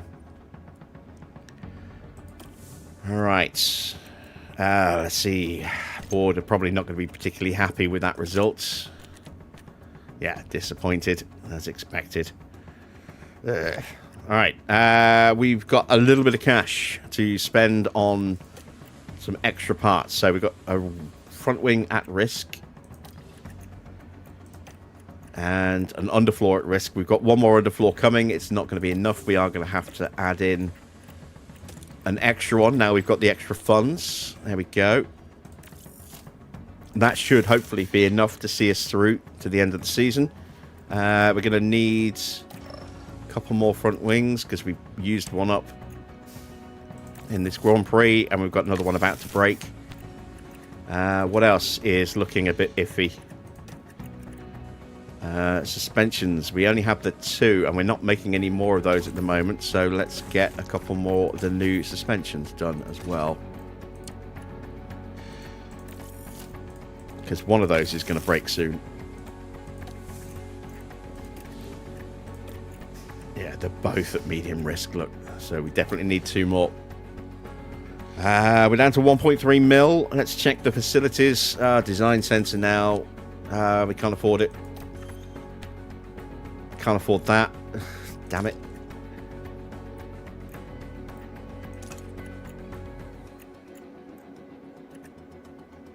Boardroom is going to need some spit and polish. Let's drop an upgrade on it. Just in time to end the season. And boost our team attractiveness as well. Are we going to hear from Hamilton? We are. So he doesn't want 3 seasons, he only wants 2, and he wants 47.7 mil. That's 4.7 mil signing bonus. And he wants 935,000 for finishing in 17th. Ah, boy. We're so close to what he would consider acceptable.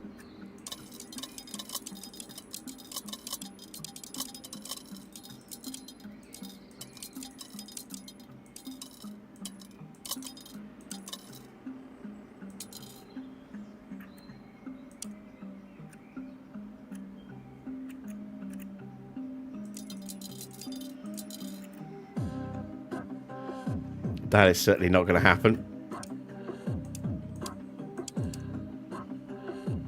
Oh, God, it's going to be critical, isn't it?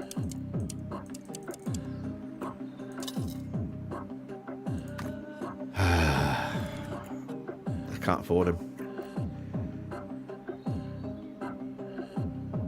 I just can't afford him.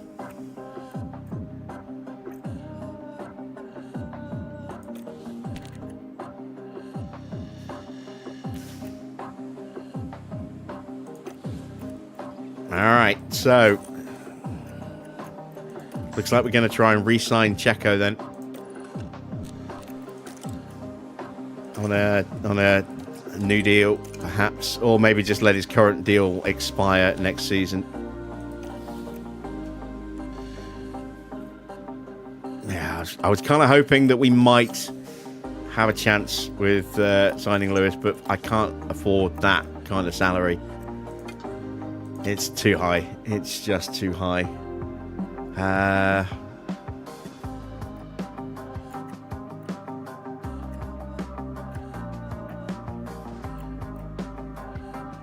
Lando is... Yeah, he's going to McLaren, isn't he, on a 3-year deal.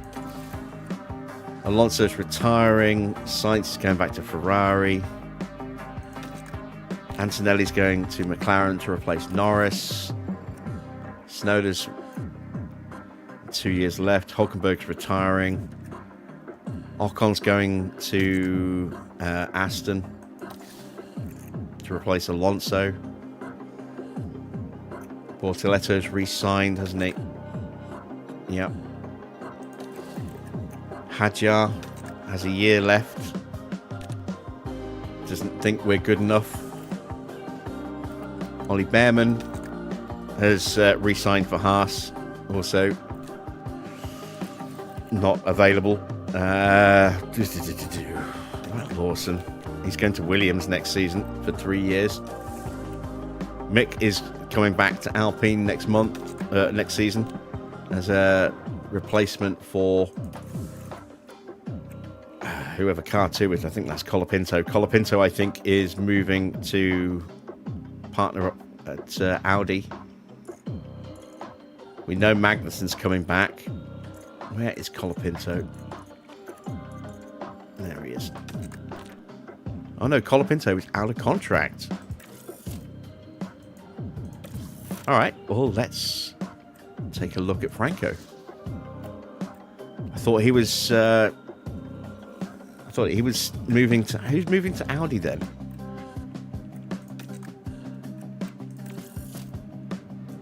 Scout doing as well.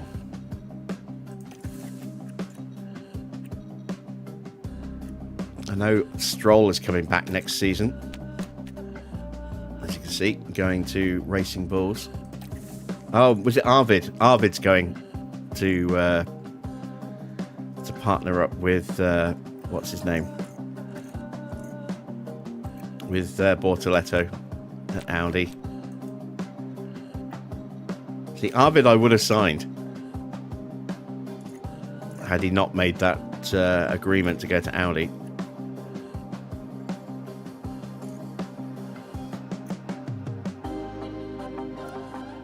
Logan just isn't good enough. Been trying to boost him and train him up, but he's just not good enough to get on the grid, look.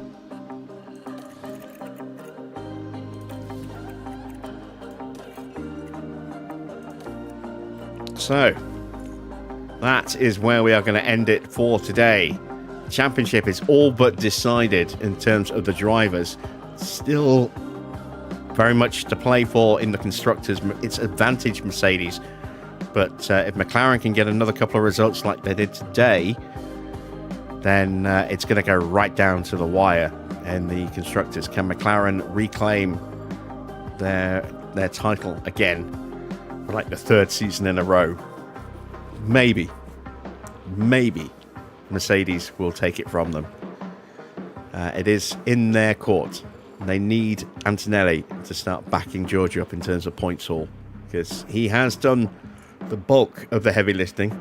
I mean, it's not like he hasn't chipped in much. He's chipped in 147 points. That's pretty good, but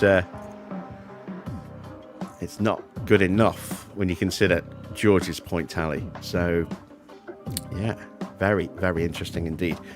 We go to Brazil for tomorrow, and it's going to be sunny and not the hottest. I had no idea what to do with tyres. Soft tyres fall apart ridiculously quickly at this track normally. So it's going to have to be mediums and hards. But are we going to have to heat the hards to keep them in the window? Probably. I'm not really sure what to expect from us tyre-wise. But that is tomorrow's race. That's tomorrow's gym problems. So... I hope you've enjoyed tonight's race. If you have, then a thumbs up would be much appreciated. If you haven't yet subscribed to the channel, then why not consider subscribing as well? It's free. And don't forget to hit that bell for notifications on live stream starts and new videos dropping as well. There'll be more Jurassic World Evolution 3 on the channel throughout the course of the week. Next video should go live tomorrow, hopefully. And... I have been making some progress with the layout in Rolling Line as well. A new update video coming on that soon, or a new update live stream, maybe. But I have got one line fully completed. Now I need to get the other ones connected and plotted out, and then I can start adding in the extra detail to the track layout with the points and switches, and rework my fiddle yard underneath. But it's all starting to take shape very nicely. So, yeah, keep your eyes peeled for that one if you're at all curious. That will probably be at some point in the weekend, I would imagine. Until then, though, that's it from me. Thanks for watching. I am Jim Bob, and I'll be back with more F1 Manager very soon.